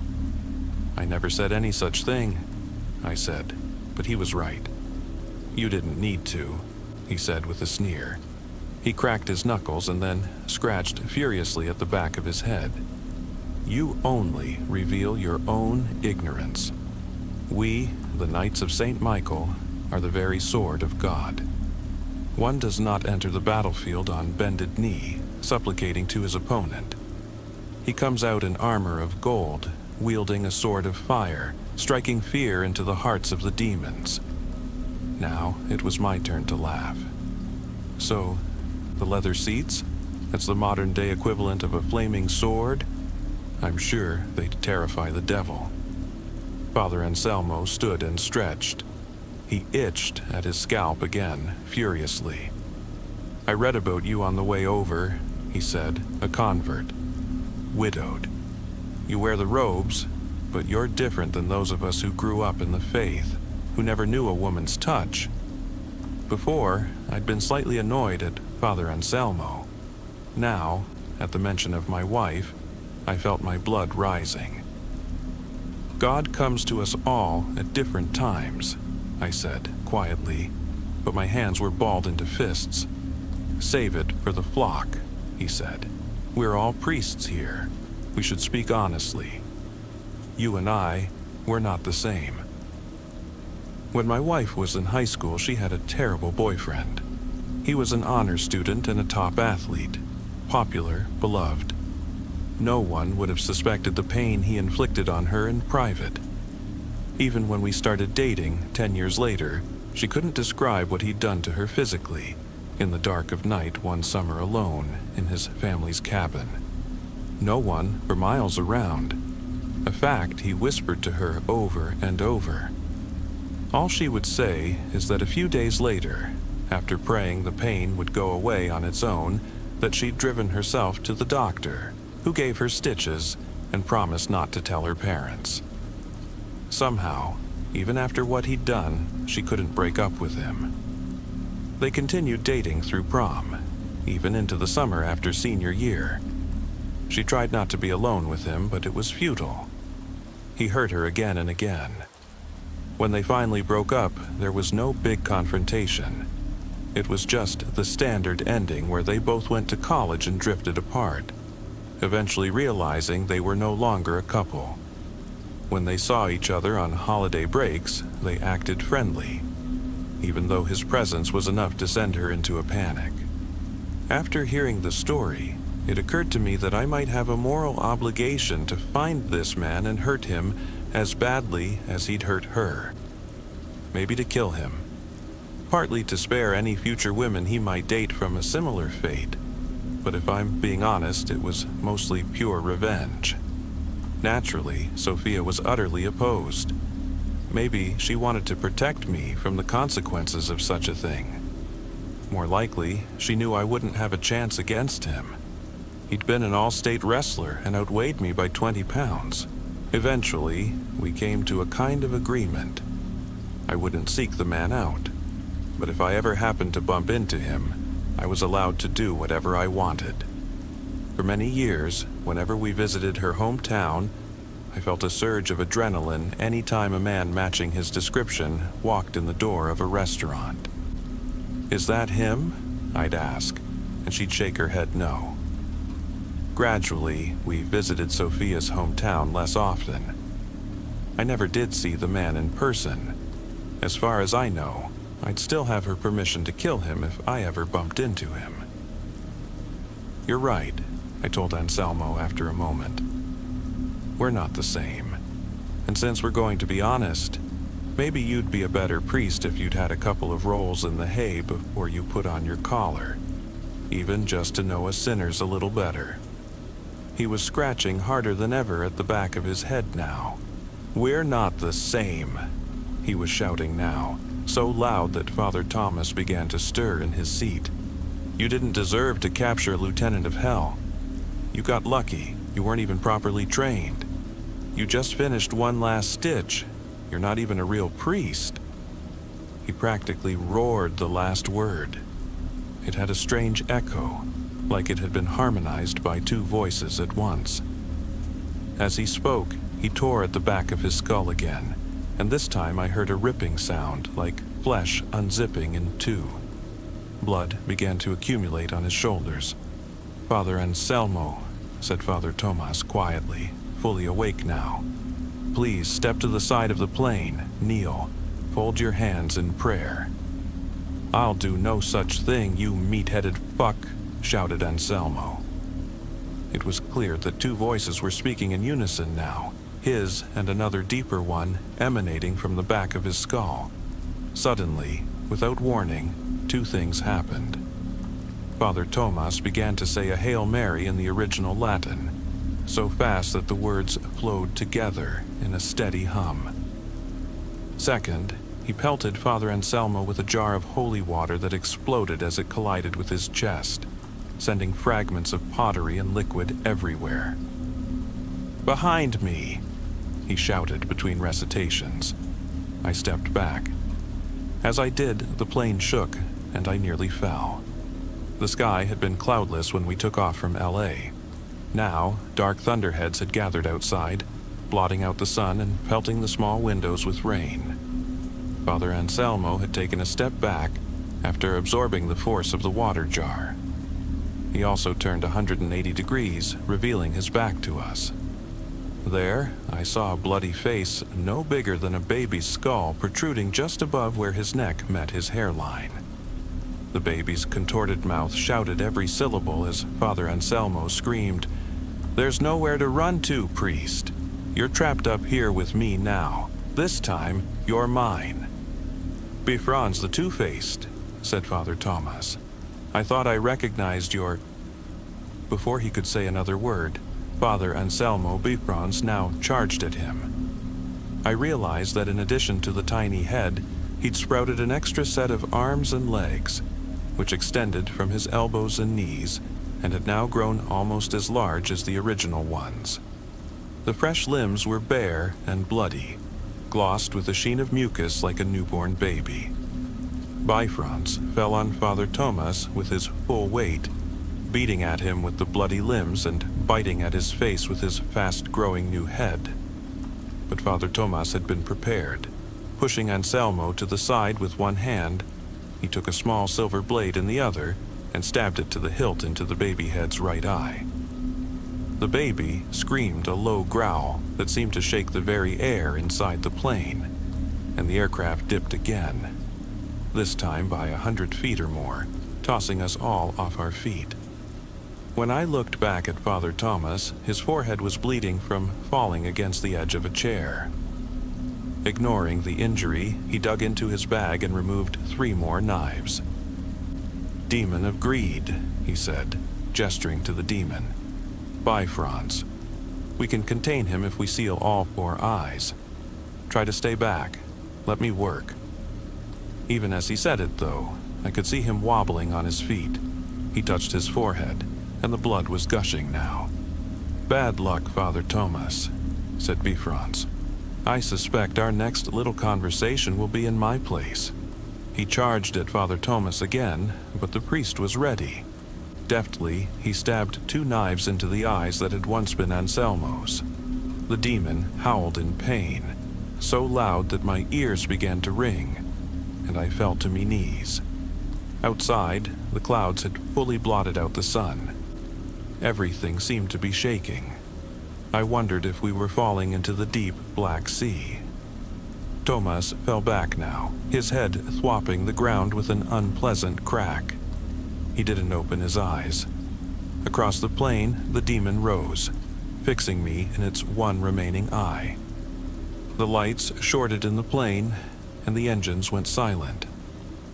Everything was black, save for the occasional flash of lightning. It seemed to me that I was about to die, or that perhaps I already had. Perhaps the rest of my existence would be like this, surrounded by darkness with the constant feeling of falling, a demon laughing a few feet away. Of course, fear gnawed at me, like a family of mice nibbling at my guts. But could I be blamed? Wouldn't anyone be afraid in such a moment? "Bad luck for you both," said the thing. "At least you'll finally be able to visit your dear wife again. Sophia, isn't it? I hear she's been missing you greatly." At the mention of Sophia's name, reality snapped back to focus. It was as if the plane was holding in midair. Gravity felt somehow lighter. I got to my feet, my fear replaced with simple, blind rage. Suddenly, the thing in front of me wasn't Bifron, it was Sophia's ex. I reached forward and uncurled the final blade from Father Thomas's limp, bloody fingers. "I told you not to talk about my wife," I said. I could feel her there with me again. Silently, I asked if our deal was still on, if I could still kill him. I can't be sure, but I think I heard her whisper yes. Now it was my turn to charge forward. My vision narrowed. Through the darkness, all I saw was the one, cruel, white eye staring at me. I thought of my wife. Then I drove the blade home. On the tarmac in Rome, a man with red robes was waiting for us. I recognized him from a pamphlet I'd once read as Cardinal Robles. He reacted little as he surveyed the bloody scene. The pilots still hadn't left the cockpit. I suspected it was some sort of protocol. Father Thomas lay in my lap, his head bound with a pillowcase I'd fashioned into a makeshift bandage. Both Maya and Anselmo's bodies lay peacefully on the floor, her mouth sealed with thread, his eyes with daggers. After a moment, the Cardinal began to laugh. "You'll have to forgive me, Father Matthew," he said. "It's not often that I send my men out to capture one demon, and they come back with 2. I coughed up a bit of blood. I wondered when I'd been injured. I didn't feel like laughing. "Enough," he said. "I think we'd better get these 2 back home before a third one shows up. What do you say?" I nodded weakly. "We'll get these 2 to their new accommodations, and then we're going to have a nice long chat," said the Cardinal. "I'm starting to think that St. Michael has big plans for you." I squirmed uncomfortably in the ancient stool, its uneven padding forcing me to sit at a slant. In retrospect, I'm sure Cardinal Robles chose it on purpose. He wanted to see me as uncomfortable as possible. All part of the test. Of course, I was nervous already. As intended, the grand chapel ceiling soaring above us made me feel small. 66 feet above us, God reached out to Adam, granting him life. The metaphor was obvious. I was Adam, waiting for my prize. But what was the Cardinal about to give me? The old man fixed me in his gaze. "What do you know about hell?" he asked after a few moments. I thought back to my training. "Hell is the absence of God," I answered carefully. He smirked. "Good. Cautious answer. We like caution here sometimes. Other times we prefer cojones." He started laughing, as if he'd just made some kind of outrageous joke. The cardinal had grown up on the streets of Montevideo in Uruguay. He had a reputation for crude jokes. Some people called him direct. Others called him an asshole. I suppose he was both. "Let me rephrase," he said. "Suppose I were to ask you the geography of hell. Could you draw me a map? Could you describe its mountains, its swamps?" I shook my head. "I have never thought of it as a physical place," I answered, still careful. "Of course not," he said. "But you're not so stupid as to deny the connection between the physical and spiritual, correct? Take your little altercation in Los Angeles. You sewed the girl's lips shut, correct? But if that's all you did, there would have been no effect. You were able to quell the demon's hunger because the sewing of the mouth had a metaphorical, spiritual equivalent. Same with the demon's eyes on the plain. Think of Matthew 18:9.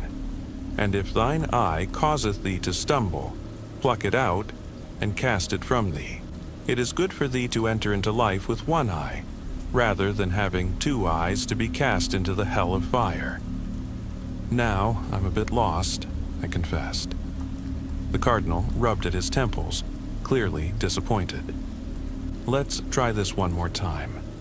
Stop being so goddamned careful, or I'm sending you back to the States to study under Father David."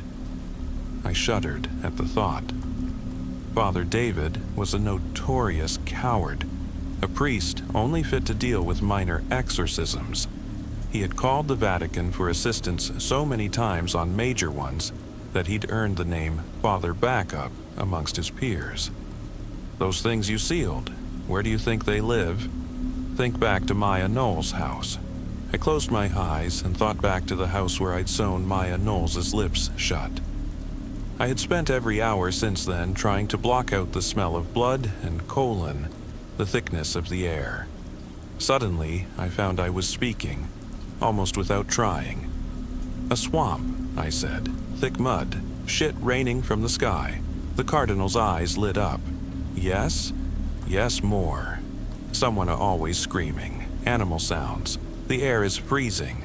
There's a constant hail pelting the burning mud." "Yes," he shouted.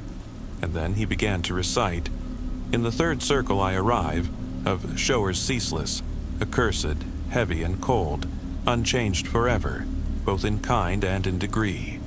Large hail, discolored water, sleety flaw through the dun midnight air streamed down amain, stank all the land, whereon that tempest fell." I struggled to remember where he was quoting from. Certainly not the Bible this time. "Inferno," he said after a moment, looking disappointed. "You're not a literary man?" "I studied engineering in college," I said. More of a math brain. "I do remember something about Dante being non-canonical." He rubbed his temples again. There was something exaggerated about his movements, like Donald Duck losing his cool in an old cartoon. "There are truths in this world that are better kept secret," he said. "The church must act as a shield sometimes, you know, guarding the flock from the fiery darts of the wicked. And so it is with us exorcists." I looked up at him, slightly confused. "I wasn't aware that you were an exorcist yourself. I mean, you're a cardinal." He started laughing. "There's a lot you don't know." He stood, stretching slightly. Then he began to lift the hem of his robe. I looked down to see a deep scar running from his ankle to his knee. "Got that one from a demon of violence named Toru. Everyone was sure I'd lose the leg below the knee.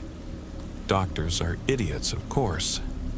He raised the robe further and turned from me, exposing 4 parallel scars across his back. "Those are from Mammon himself, demon of greed. He got away from me, but not before he left me this little souvenir." He paused, looking up at the ceiling, up at God. "They're demons, you understand. They're different than the minor entities responsible for most possessions. Even what the church calls a major exorcism is really just the minor leagues compared to what we handle. These demons I'm talking about, they are the lords and lieutenants of hell, professional soldiers for the other side. More exorcists will never encounter one over the course of a whole career. The thing that was inside Maya Knowles, I started to say, was Lady of Hell, a demon of gluttony, quite powerful. Really, you shouldn't be here today. If things had gone according to the demon's plan, she would have eaten you too, and then consumed her own host body like an Ouroboros, breaking her own arms and legs and swallowing them whole. I was beginning to feel sick, and if I'm going to be honest, I was afraid. Everything I'd known about demons up to that point was suddenly invalid. I thought I'd been a soldier for the church, but now I realized I was playing parlor games with hell's second stringers.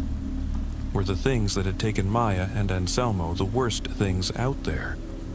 Or were there even worse horrors to be discovered? Why are you telling me all this? He smacked his head and muttered, Dios mío. Then he looked up at me. Isn't it obvious? He finally asked. I want to know if you want in. If you want to play in the major leagues, mijo. Do you want to fight some real demons with us? Or do you want to go back to sprinkling holy water on little shits pretending to be possessed so that they can get more attention from Mama? I thought of the demon slurping Father Anthony's guys through the tiny hole at the side of its mouth. I thought of the baby head sprouting from Father Anselmo's neck, its deep, guttural laugh. I thought of the foul air, the smell of shit. Cardinal Robles held up a hand. Don't answer yet, he said. It's enough to know you're considering it. Before your answer, you need to see the reality of what we're up against. He swept his arm out with a flourish. Follow me. Do you believe in God? Any kind of God? I looked up at Sophia. It was a bold question for a second date, but she was asking it anyway. Even before I'd asked her out, I'd known Sophia was religious. Not that she was a fanatic or anything, but she went to church most Sundays, which was unusual in our social group. I shrugged, hoping we could deal with the question quickly and move on to another topic. I think, at some point, I decided it was one of those big questions that you could never answer. So, I stopped asking. I try to spend my time on problems that have solutions. She silently ate a few forkfuls of her salad. I'm assuming you do, I said, trying to break the awkward silence. Believe, I mean? Well, I don't believe in God, she said after a bit.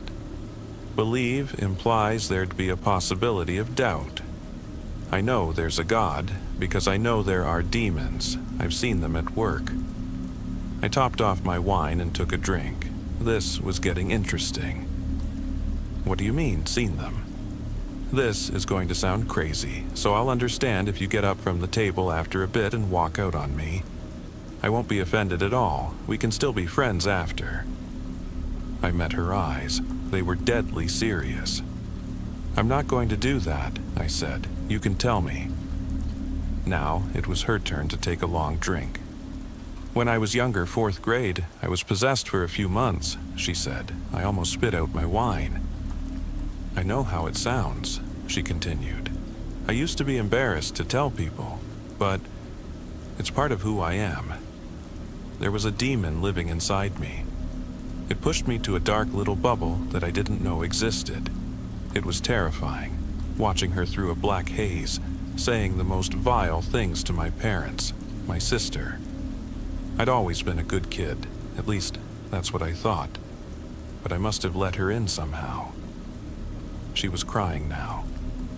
For a second, I wondered if I was on a date with an insane person, but when I looked at her, she didn't seem even the least bit crazy. I reached out and took her hand.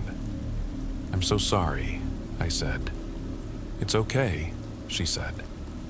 The church, they sent people. Exorcists. It turned out to be something minor, they said. It didn't feel minor to me, but their prayers made it go away. I'm sorry, I said again. What else could I say? Don't be, she said. It was a gift. After that, I didn't have to believe anymore. I knew there was something out there, a bad thing and a good thing. I've gotten to carry that with me every day of my life. I followed Cardinal Robles through a series of rooms and doors, each less grand than the last. Gone were the frescoes and magnificent tapestries. Instead, we weaved through corridors of simple brick. I realized that the architecture, too, was growing simpler, older. The brickwork was uneven, caked with centuries of grime. The air began to grow cold. Without realizing it, I recognized that we'd been walking slowly downward. There were no windows here, or even electric light, just large candles inset into the walls. Of course, everyone knows about the grandeur of the current apostolic palace, but, like many things in life, truths lurk beneath the surface that most people never realize. Some of these bricks you are seeing now go all the way back to the 4th century.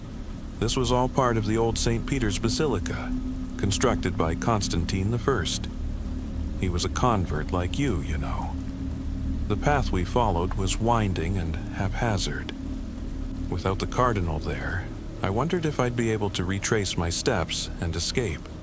Escape? That word started to echo in my mind. I realized I didn't like it here. I hated it. Wanted to get out at any cost, back to the light, the murals, God and Adam. Then, something shifted in me. Somewhere, not too far away, I felt her presence. It was unmistakably Sophia, as if she'd just walked behind me in the hall. I turned, sure I'd seen her, but she was gone. It was enough to make me keep walking forward. Finally, we came to a door. "Beyond this door is no return," said the Carindal after a few moments. "Even if you choose not to join us, you will have seen things beyond your imagining, beyond the worst descriptions of Dante or even Revelation." For a moment, I only stared at the door handle. It looked ornate and ancient, filthy from the grime of 1,000 hands of 1,000 priests. Beyond it, I heard something that sounded like the clanking of metal on metal. "Go ahead," said the cardinal. "Open it." I took a step back in revulsion, but when I looked again, I saw now a handle, but a woman's hand, soft and welcoming. I knew who it belonged to, saw the familiar wedding band on the ring finger. I knew, somehow, that if I went forward, I was moving closer to her. I walked forward and opened the door. We entered a room built of ancient stones. It was perhaps as large as a high school gymnasium, but perfectly round, with many doors extending in all directions. To one side sat a man in priest's robes and a thick leather apron. Nearby, a cauldron of molten silver sat over a roaring fire. As I watched, the priest said a blessing over the silver, then poured it into a large, cross-shaped mold. Soon, he was pounding on the surface.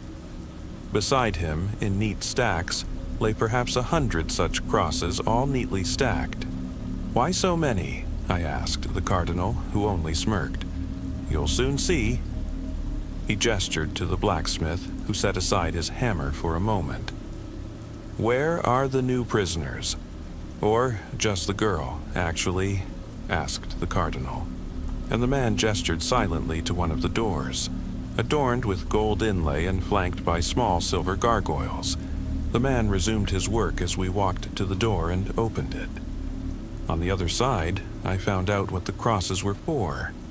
In the center of a small, dimly lit room lay a cage. More of a box, really, a 6-foot cube. The whole thing had been built of silver cross, all elaborately connected to form an inescapable grid. Inside lay Maya Knowles. Her eyes were no longer closed, but the stitching still ran across her lips. Both of her wrists were manacled in bracers connected on opposite sides of the cage by silver chains. I gave the cardinal a curious look.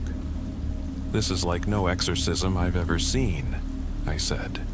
He shook his head. "You misunderstand, Father," he said. "This is no longer an exorcism. Maya, and whoever has infested her, will be here as our permanent guests, unable to cause further mischief in the world. I felt something twist in my stomach. You have to let her go, I said quietly.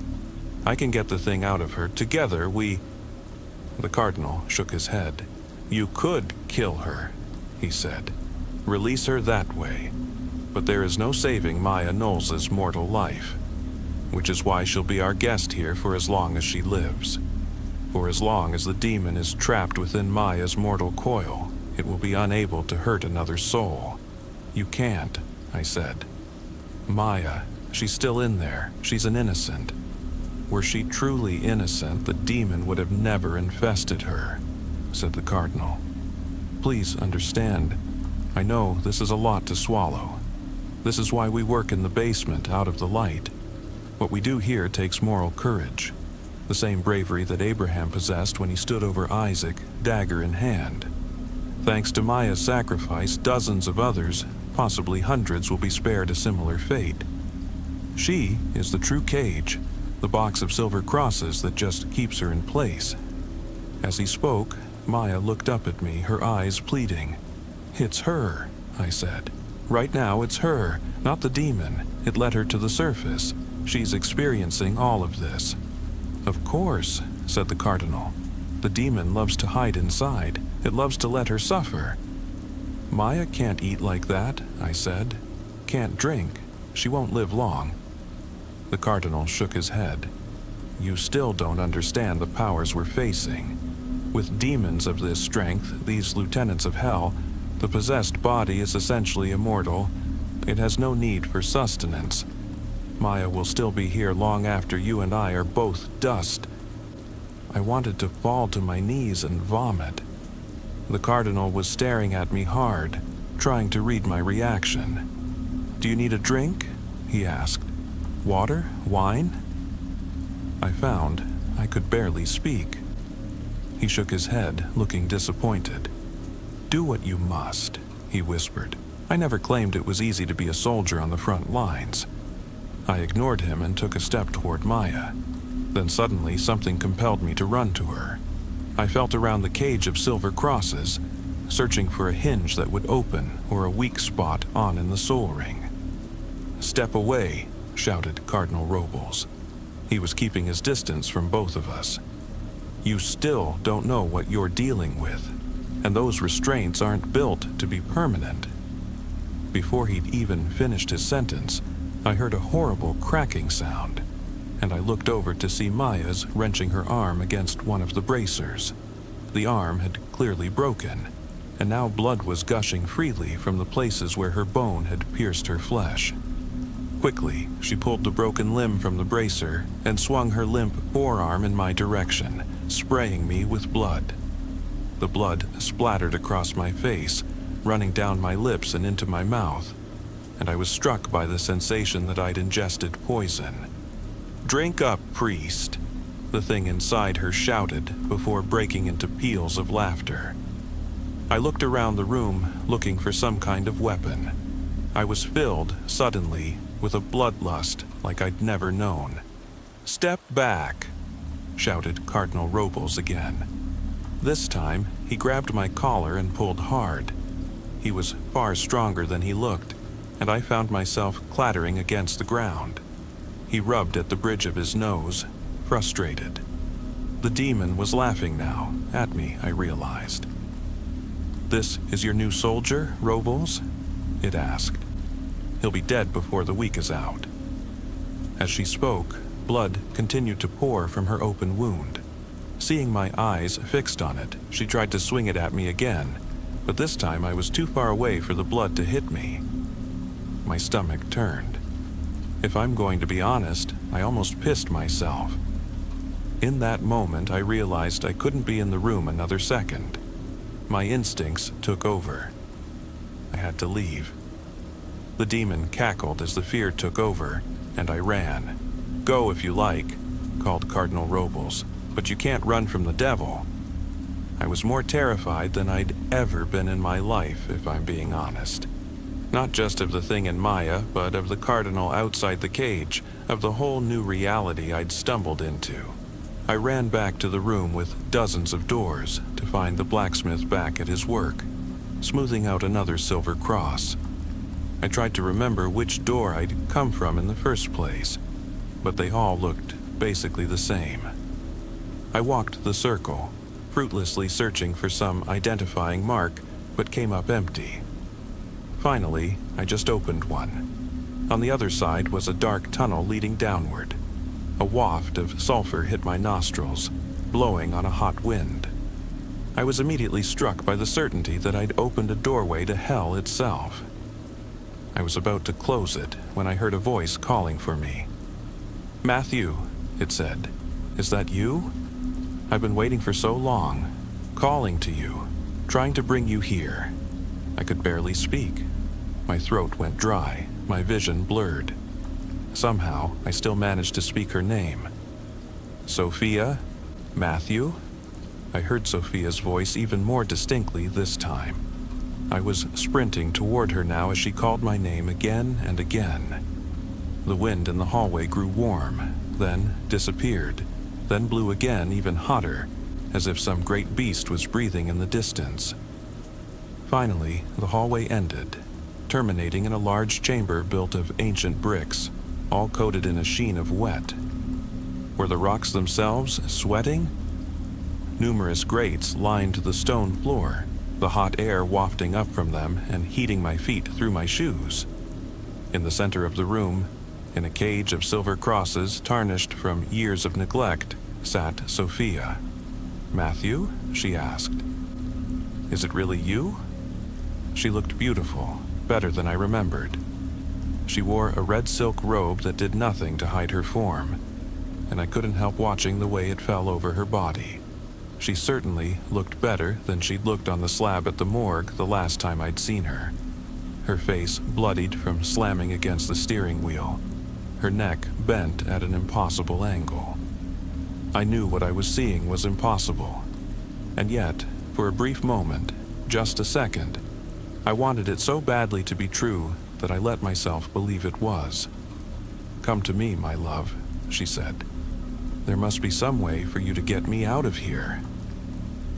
I found myself looking around for a rock, a crowbar, some forgotten piece of metal I would use to smash her cage to pieces.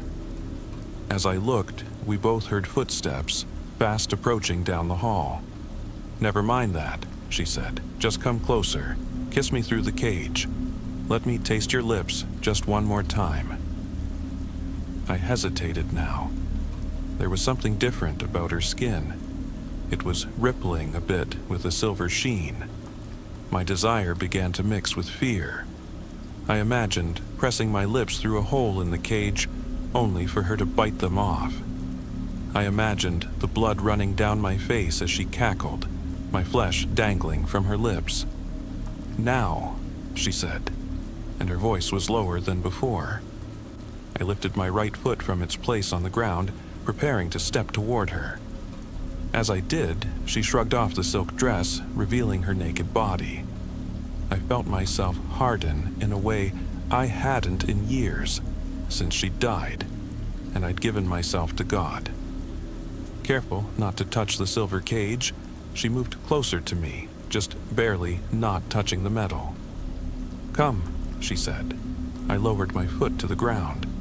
"The scar," I said after a moment. "The burn on your shoulder. It's not there anymore." "I'm whole now," she said. "I'm perfect."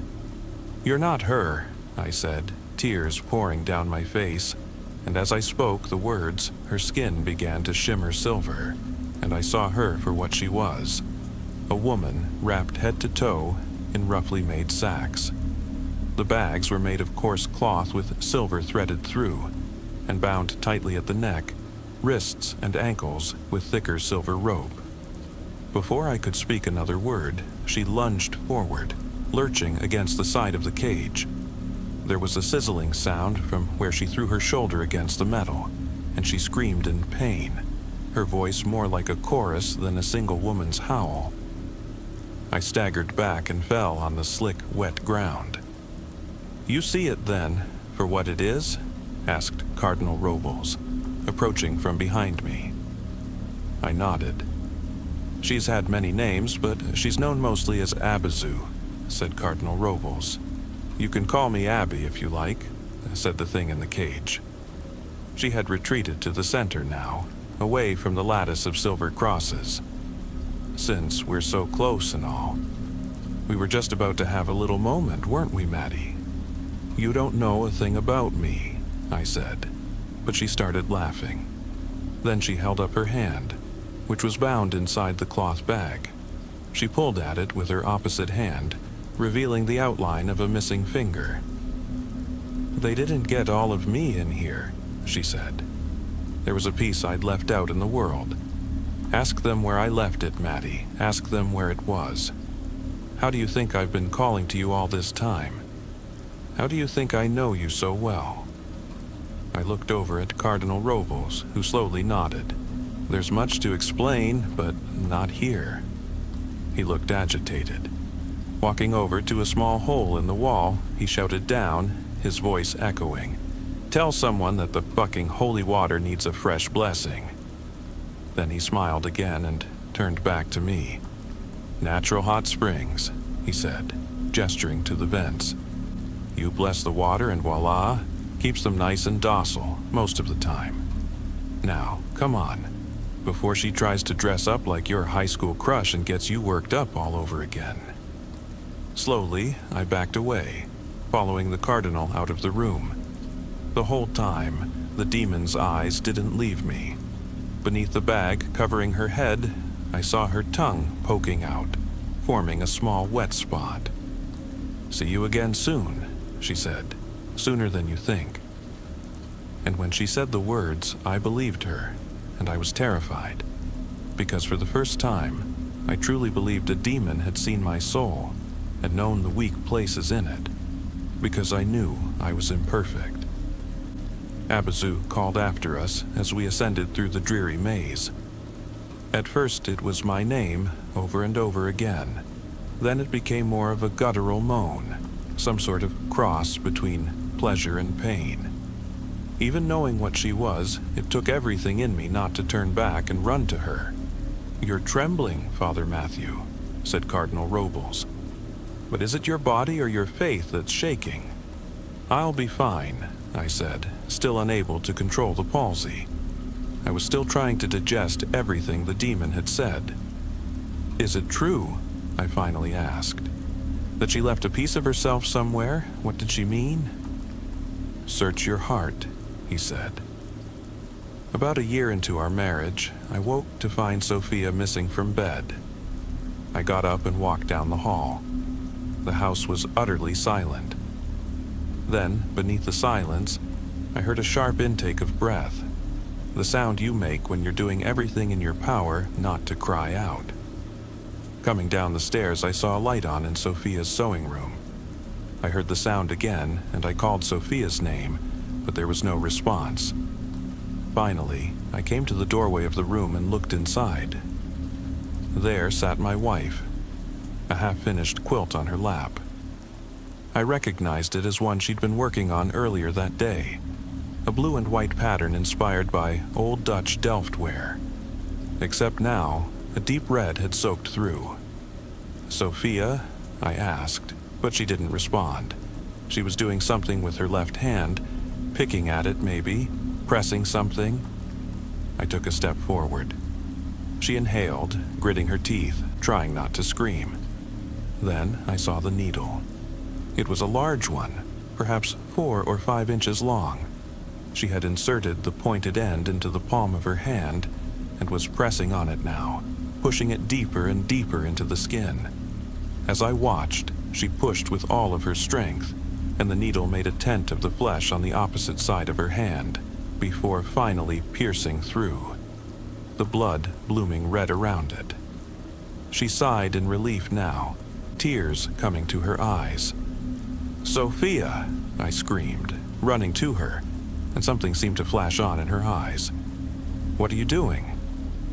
"I got 3 stitches wrong," she said quietly. 3 in a row. I had to punish myself. "We need to call a doctor," I said. She was crying now. "There's something wrong inside me," she said.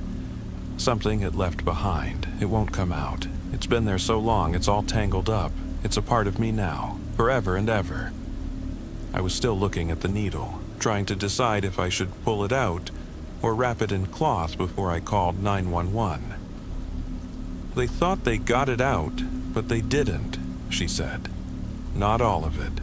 I was nearly hyperventilating as we continued our ascent. The memory of the needle had flooded through my mind all at once. Of course, Sophia had many such episodes.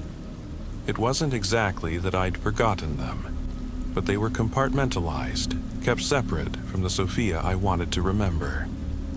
At the same time, I was well aware that Sophia had been possessed once, and that it had left its scars on her forever after. If I'm being honest, half the reason I joined the clergy was to exact some measure of revenge on the demons that had hurt her. Wait, I said. So you're saying that demon, that was the one who... Abazu possessed your wife when she was a young girl, said the cardinal. We sent 2 of our best exorcists. At first, the demon fought to stay in. Then, just before they could perform the ritual of binding, the demon escaped back to hell. Apparently, she left a bit of herself behind inside your wife. He wiggled a pinky in explanation. I thought of the thing in the cage, the missing finger under the cloth bag. After that, Abazu possessed another girl in South Korea, he went on. Then a young mother in Australia, a grandmother in Spain. She would use their flesh to fulfill certain desires before discarding the bodies. She moved quickly. In each of those cases, we couldn't catch her fast enough. Our priests arrived to find corpses. Finally, she grew bold and tried to possess a nun in Milan. That time, I went personally and bound her before the demon could escape. Now, Abazu remains in the nun's body, caged up as you saw her. She won't hurt another soul. As he spoke the last words, he opened a door, and we entered a light-filled room where the air no longer smelled of sweat. For the first time in hours, I felt I could breathe. Now you understand, I hope, the need for what we do, he said. I nodded weakly. The question is, he said, now that you know everything, do you want to join us? I nodded again, but with more confidence this time. I want to catch as many of these bastards as we can, I said. I want to fill this dungeon. We were on vacation backpacking through Europe, staying in hostels and trying to make every penny count, when we met Lorenzo. We were in a pub outside London, doing what American college students do best when traveling across the pond. Mostly pissing off the locals. We were about to get kicked out of yet another pub, the third one since our trip started, when he approached us. You Americans, you only think you know how to have fun. I show you better way, show you things that you will talk about for the rest of your lives, for a price, he said, his thick Italian accent obscuring the insulting nature behind his words and hyping the intrigue of his offer. There were 4 of us. Marcus, my best friend, Julie, his girlfriend, and Amanda, Julie's best friend. I always had the biggest crush on Amanda ever since we first met. Me, I'm Franklin, by the way. 4 American college students spending the summer in Europe, making memories and seeing the inside of as many pubs and bars as we could afford. When this young, darkly handsome Italian approached us and offered to show us an unforgettable time, we were all skeptical. We've all seen too many movies and knew to be weary about who you trust in a strange new land. Hostel, Taken, etc. We were all ready to blow him off until he mentioned Rome. That was all it took. OMG, I've always wanted to go there. Just think of the centuries' worth of history. The brilliant architecture, the sculptures and paintings. It's on my bucket list. Oh, please, please, please, can we? Aminata pleaded desperately. She seemed to be alone on the decision of wanting to go, so me being smitten by her like I was, I jumped on the bandwagon. Anything that I could do to make her happy, as well as spend more time with her, I was down for. That's 2 for and 2 against. We're deadlocked, it seems. Come on, Marcus, pretty please. If we all go there, we'll be 4 of us. There's only 1 of him, if push comes to shove. Plus, you've got that stun gun, Julie, and Marcus, you know karate, Amanda pleaded with the couple. How much? Marcus asked the stranger, his resolve visibly weakening. You pay for my train ticket and give me 50 euros, and we go, I take you, Lorenzo said with his limited use of English. My cousin is priest. I take you to beautiful church, and he let us in. Show you things not allowed to the public, he said, trying to seal the deal. It worked, as shortly after we were all in agreement. On the train ride there, we all goofed about and bantered. I couldn't help but notice Lorenzo was suspiciously quiet. I had chalked it up to him not having the best grasp of the English language, much less our bastardized American version of it. So long as he kept his word, we were sure to have a blast, but I still kept my eyes on him like a hawk. He had agreed that we wouldn't have to pay him until we arrived at the church in question, a reasonable stipulation. Even so, I didn't fully trust him. When we arrived, Lorenzo made a few phone calls speaking Italian the whole time. Marcus, standing behind him, began mocking him by pressing his fingers and thumb together and flapping his wrists in that classically Italian gesture that they tend to do when talking passionately about something, usually food. It got a chuckle out of us, and thankfully Lorenzo hadn't noticed, so engrossed he was with his phone conversation. When he finally finished his phone call, he bid us to follow him. We passed many gorgeous fountains and ancient temples of worship along the way. Naturally, Amanda wanted to stop at every single one and take it all in, though reluctantly couldn't, lest we fall behind our guide. We'll have plenty of time to check all of it out after our little adventure. This guy is supposed to show us things not usually open to the public, and all of the regular sites aren't going anywhere. We'll come back, I promise.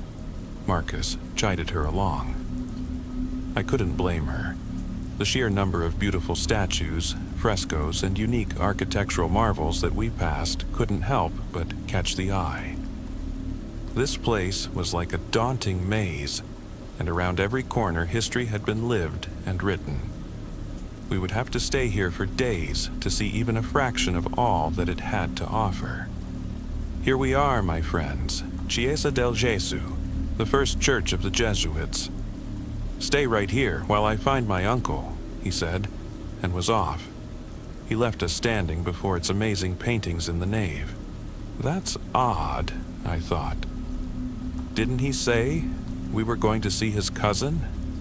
Now he says it's his uncle, I pointed out. English isn't exactly his first language. Maybe he misspoke, Julie said. Look. Amanda pointed across the large church to where Lorenzo was talking with an older-looking man wearing priest garb. He obviously meant uncle, judging by their age difference. Plus, the guy looks legit. I seriously doubt we'd be scammed by a man of God. Wouldn't be very Christ-like. We laughed at the tone in which she added that last bit, drawing the judging eyes of several nearby parishioners deep in prayer. Cousin, uncle, priest, or pope. I don't care if they try to pull anything over on us, I'll fuck 'em up, Marcus added, receiving a smack on the arm from Julie at his side. Don't curse, we're in God's house, she said after the smack, shooting daggers with her eyes. She always was the adult in the relationship. Back in our first year of college, Marcus and Julie had first met when he was acting an immature fool, and Julie called him out on his bullshit. They've been together ever since, proving that at least in some cases, opposites really do attract. I turned and left their bickering to go and stand next to Amanda, who had wandered a few feet away and was completely engrossed in the majesty of a fresco on the ceiling, portraying dozens of souls ascending up into the heavens. a multitude of cherub-like angels and saints above surrounding Jesus, waiting to receive them. Golden rays of sunshine bathed their stoic faces as they gazed upward into the torrent of angels above. In contrast, surrounding the perimeter of the painting were a gathering of stucco-sculpted heretics, appearing to be hurled back toward the earth on their dark, storm-infested clouds. The whole arrangement, when combined together, had an effect, as if the three-dimensional sculpted sinners were pouring forth from the painting, and was jaw-dropping in its intricacy and grandeur. We stood there in silence, absorbing it all in, when a voice broke our trance. "It's magnificent, isn't it?" We both turned around and looked. It was Lorenzo's cousin, his uncle, standing behind us and looking upward to the installment that had us so captivated, his hands folded behind his back in a posture of unthreatening authority. It was designed by Giovanni Battista Guili, years after the church's completion. You see the sinners around its border. Protestants, or so the church believes. Are you Protestants by chance?" he asked, though in a non-judgmental tone. "No, sir. I was raised Catholic until my mother passed away," I said, receiving a smile from the older priest. He turned to Amanda, raising a quizzical eyebrow as if to ask, "And you?" "Oh, non-denominational," she answered his silent query.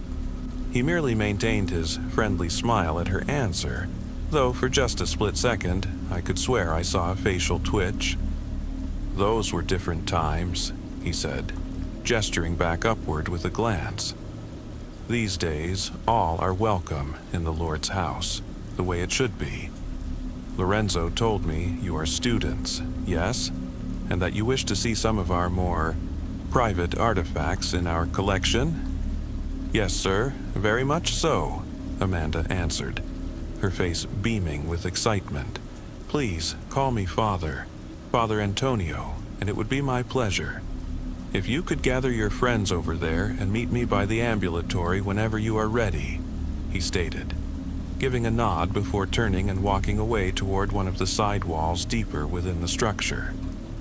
Oh my God, Amanda said, giddy. "This is going to be amazing, I can already tell." She reached out and grabbed me by the hand. Her skin was so soft, I remember thinking at the time. How I wanted to hold her hand so badly. Numerous times since I met her, my heart skipped a beat. She looked up and into my eyes, sincerity incarnate. "Thank you so much, Franklin. I know you only agreed to do this because I wanted to so badly. I'm not blind. I've seen the way you look at me sometimes when you think I'm not looking." She squeezed my hand tenderly. "I've been waiting quite a while for you to make your move, you know," she said, smiling up at me. Her eyes two hazel pools I wanted to drown in. Me? I stuttered, completely taken off guard by this sudden turn of events. "What's not to like? You're amazing. In every way." I somehow managed to blurt, as if the words were already within my throat waiting to be released. "I've wanted to tell you for so long," I continued, but was stopped by her putting a silencing finger to my lips, accompanied by the brightest smile I've ever seen grace her beautiful lips. "We'll talk later." She shushed me with a wink. The butterflies in my gut were flapping and fluttering so hard it's a miracle I didn't lift off of the ground and get carried upward into the waiting heavens above, along with the other faithful portrayed in the masterpiece we had just been gazing upon mere moments ago. Still holding hands, we returned to Marcus and Julie, still bickering where we had left them. "It's legit. Are you guys ready? Or do you need more time to argue about who has the bigger ego?" Amanda teased playfully. We all knew that would take decades. Marcus swung his arm around Julie. "Nah, we're ready. I was just making a point and winning." This awarded him with Julie's elbow to his ribs. Together, we made our way across the church toward the waiting priest. Marcus leaned back, locking eyes with me behind the girl's shoulders. He looked down at Amanda's hand and mine intertwined, then back up at me. In that moment, we use that ability all guys have with other men, holding an entire conversation with nothing more than a few glances and facial expressions. If conveyed with actual words, it would have gone something like, him, you finally made your move? Me, something like that. Him, nice bro, about damn time. No doubt the girls had their own psychically silent conversation, only they were far better at it in every way, and were able to convey infinitely more complex notions and communicate without the need of even eye contact. Such is the advanced nature of the fairer sex. Before we arrived in front of the old priest, we were intercepted by Lorenzo, who merely extended his palm in expectation of payment. He seemed satisfied when the money was placed in his grasp, and wordlessly he turned toward the entrance and left. We followed Father Antonio through an intricately carved door that was previously cordoned off by a red velvet rope. "I suppose you want the full tour experience?" he asked as he led the way, not even glancing over his shoulder at us. "Yes, please," Amanda chirped. Of course. Construction began in 1568, under the leadership of Pope Pius V, who was granted the duty of Pope 2 years before. He died sadly before seeing its completion in 1580. Bull. You're telling us that this place only took 12 years to build? All of this? Marcus asked incredulously. Absolutely. Many of the frescoes and other installations were later additions, mind you. But the actual building itself, only 12 years. It was a testament to the skill of the stonemasons of their time. Sadly, Pope Pius V never saw its completion while, let's say, he was above ground. Astounding, Amanda muttered under her breath, while gawking. "Would you like to see him?" Father Antonio asked, receiving only our confusion as an answer. "Like his corpse?" I said, not able to discern the man of God's intent. His face was a death mask of seriousness. He merely stood there, staring at us wordlessly for several moments. Moments that stretched out into an awkward, if not macabre, eternity. He finally broke the tension with a comical, yet warm smile. "Of course not. I have a portrait of him in my office." He let out a slight chuckle at our relief. We all let out laughs as well. Laughs that were masking sighs of relief. "You're funny, Father." "I didn't know priests were allowed to have a sense of humor," Julie said. "When you've been in the church as long as I have, you'll discover that God himself has the ultimate sense of humor, my child." We followed the old man from room to room, while he went into historic detail about the many artworks and installations of Chiesa del Gesù. Many master painters and sculptors attributed to that grand cathedral over the centuries, each one adding to its magnificent grandeur. We were surrounded by beautiful things, though I'll admit, I zoned out a good deal every time we transitioned between rooms. By far, the most beautiful thing in the church was still holding my hand, giving subtle and gentle squeezes. Every one a message my mind occupied itself in deciphering. "What's down there?" Marcus asked, while we were walking down a particularly ancient-looking stone corridor. He pointed through a stone archway which led downward into blackness. "That, my son, leads down into the substructure. It's where the church keeps some of our more delicate secrets." "Secrets? What kind of secrets?" he asked. "The kind forbidden to the public. That is all you need to know," he answered curtly. It was at that moment a younger man wearing church garb came quickly around the corner in which we had just come. He called out to Father Antonio and hastily walked up to the old priest. He was panting heavily, as if he had been running before turning the corner in his search for the old man. After whispering something into his ear, Father Antonio's posture straightened and his eyes widened, as if in alarm. "That concludes our tour, I'm afraid. There's a pressing matter that requires my personal attention." I apologize, but I must leave you here. I trust you remember the way back to the nave?" he asked, but was already walking away at a fast pace, making the question a rhetorical one, and leaving us standing there unattended. "That was odd," Amanda said. "I wonder what was up with that." "I don't know, but I didn't feel like I quite got my money's worth," Marcus stated, already peering toward whatever lay at the bottom of the dark stone stairwell, down toward the forbidden. "What do you say, guys? I'm not so sure."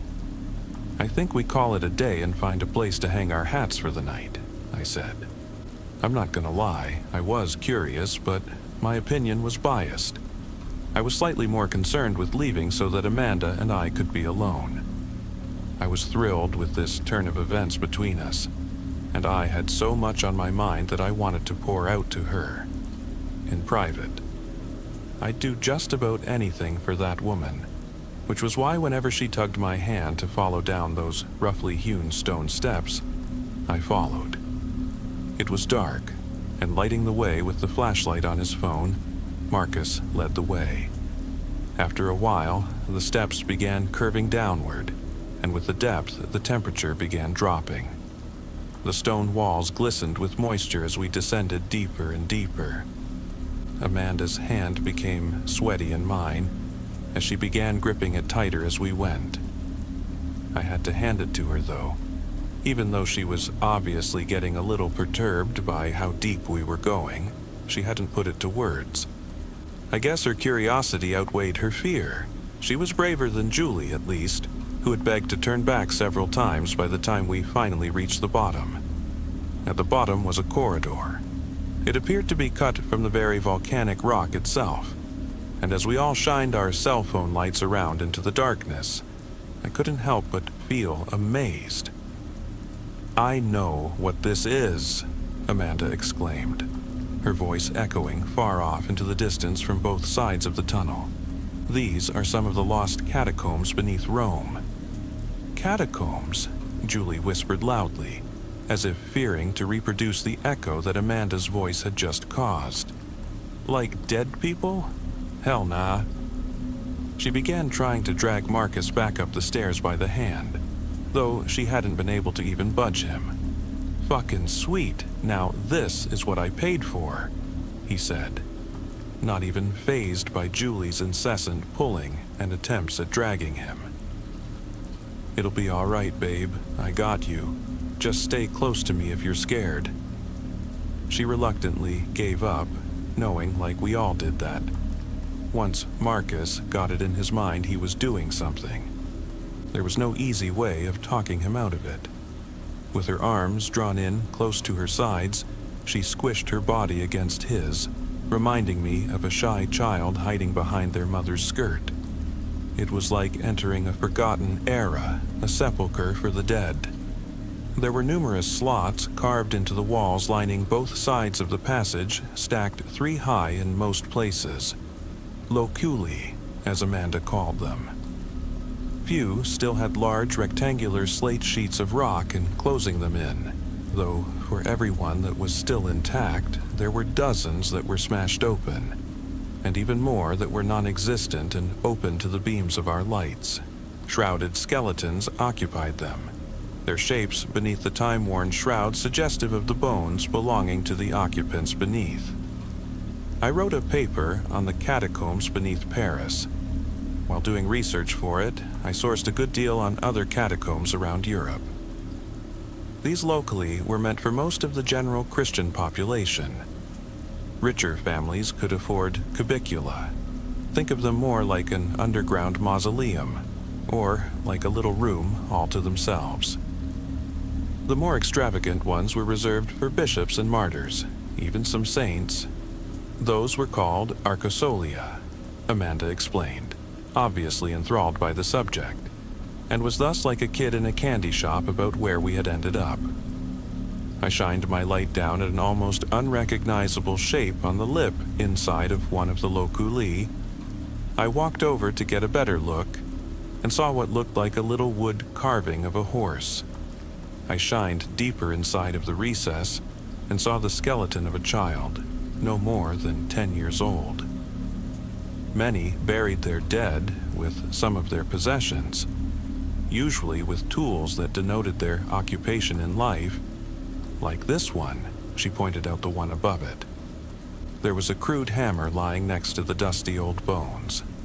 He was probably a carpenter, maybe a stone mason, she went on as if she were giving a lecture.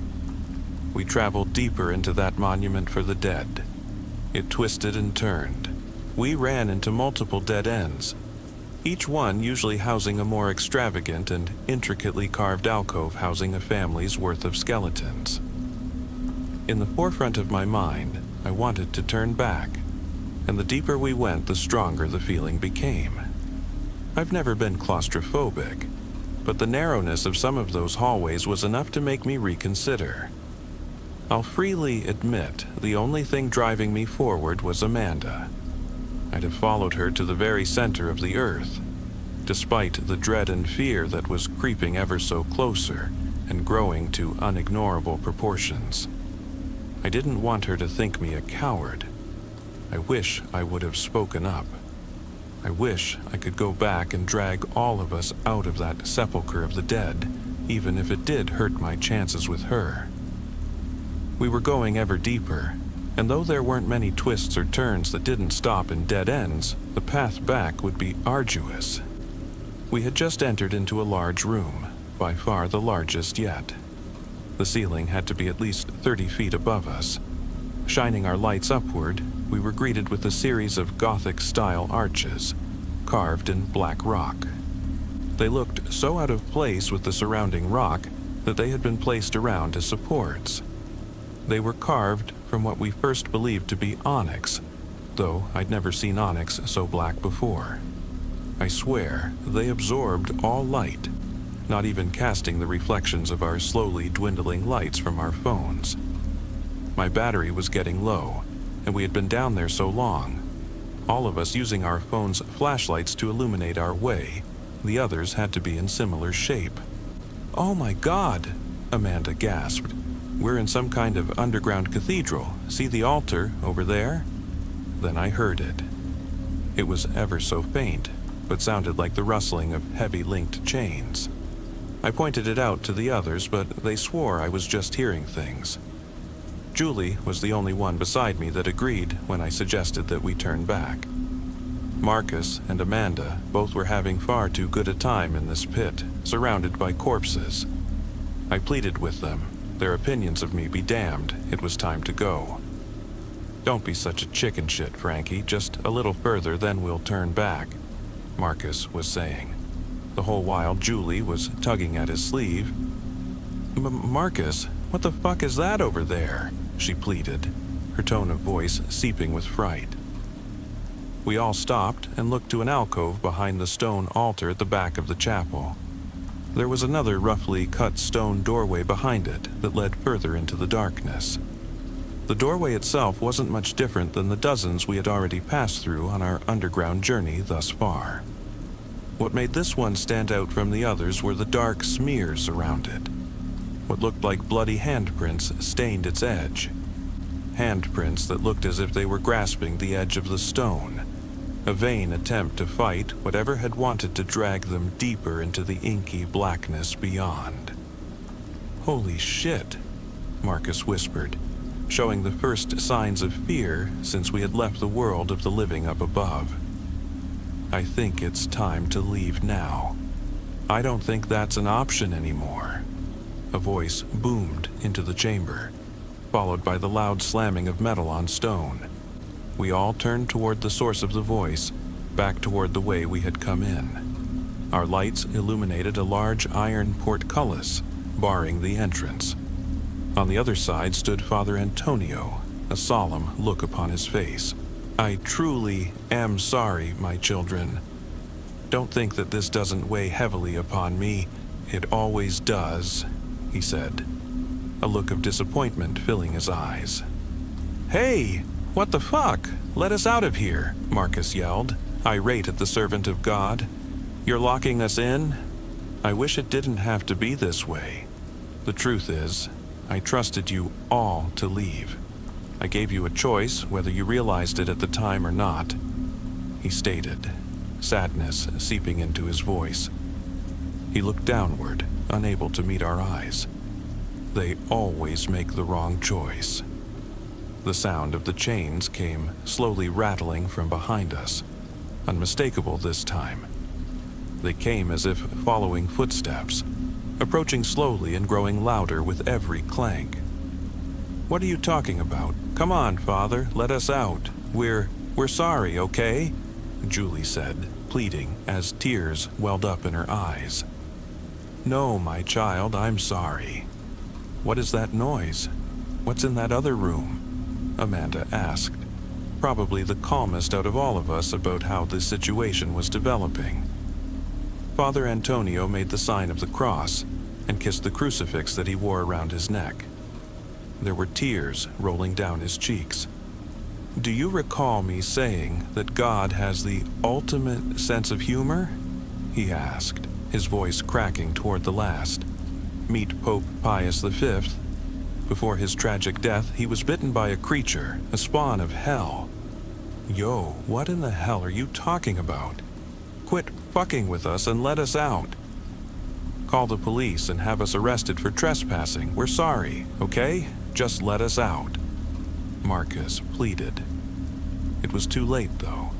The creature that was once Pius V, leader of Christ's kingdom here on earth, was upon us. The rest happened fast. Julie screamed a blood-curdling screech, and her phone dropped to the stone, its light illuminating the black pillars above. The sounds of wet crunching silenced her mid-cry. Marcus hadn't even had time to yell before he was swatted against the far wall, producing a bone-crushing thwack. It was upon him in an instant. Amanda, looking up into my eyes, seemed resigned to our fate, and chose to spend her last moments on this earth looking up at me. Her hand, grasping mine tightly, spasmed as in an instant she was no longer standing before me. I felt something wet and warm splatter on my face. All I could do was stand there, not even realizing that the spasming grasp of Amanda's severed hand was still in my grasp. I had loved her. I realized that now. She was made by God for me, and I for her. I continued to stand there in shock, waiting for the proverbial executioner's axe to drop and end my wretched existence. It never did. I had gone into shock. Either that, or my mind decided to shut down in a vain attempt to protect my sanity. The next thing I remember, I was sitting across from Father Antonio. We were in his office, and he had been speaking. "Spares the faithful. He was able to sense that about you. You, my child, are special. God has chosen you." "Why?" was the only thing I could muster the strength to say, not so much inquiring into what he had just said, as much as I was questioning how a loving God could let such a horrible thing happen, could take Amanda from me, just as we were beginning our journey into each other's hearts. Why her, and not me instead? Why? I think Father Antonio understood the deeper connotation of my question. Instead of answering with, "God works in mysterious ways," or any of those other cliché platitudes, he merely reached over and took my hand, gently, like a parent would. "We all have a purpose, my child. Even Pius down there serves a higher purpose, a reason for his existence. Heaven comes calling, and this time it's calling for you. Ours isn't to question his reason, it is to serve his will. Believe me when I say war isn't just coming, it's already upon us." He sat with me all throughout the night, and we talked about many things. He divulged to me many dark secrets of the Church, secrets that have been hidden in plain sight throughout its storied past. They used to feed Protestants to that thing, back in the time of Martin Luther's Reformation. Defectors from the Church who attempted to join the dark forces massing in the background. Because Pius refuses to kill those chosen by God, and people that God has determined to have a higher purpose, The Church uses him as a sort of litmus test. In fact, every man of the cloth in the Vatican once stood before Pope Pius V, and those he deemed unworthy were slaughtered. It ensures that all those who attain high rank within the Church are chosen by God himself, vetted by a demon. He was God's demon, though. God really does have a sense of humor, I thought, looking up into the portrait Father Antonio had of Pius V on his office wall. I had so many revelations dropped into my lap that night. Life-altering tidbits of knowledge about the true battle between good and evil, the true nature of heaven and hell, and where our universe fits into it. I knew what I had to do. I had lost my friends, my possible future with Amanda. My whole world had been turned upside down. But the enemy of God would do far worse. They wouldn't stop until it was all consumed, turned to ash in the blink of an eye just to prove a point to God. To them, we were merely cannon fodder. That night, I found my reason for existence. I look back on it now not only with sorrow, but with purpose. It was the day the veil was lifted from my eyes, and I hated what I saw. I saw the truth. By their logic, God chose me. I'm meant for a higher purpose, meant to do God's will. I question the sanity of such a God, of his twisted intent. The only way I can rationalize it, any of this, is that he must be suicidal, because I intend to burn it all down.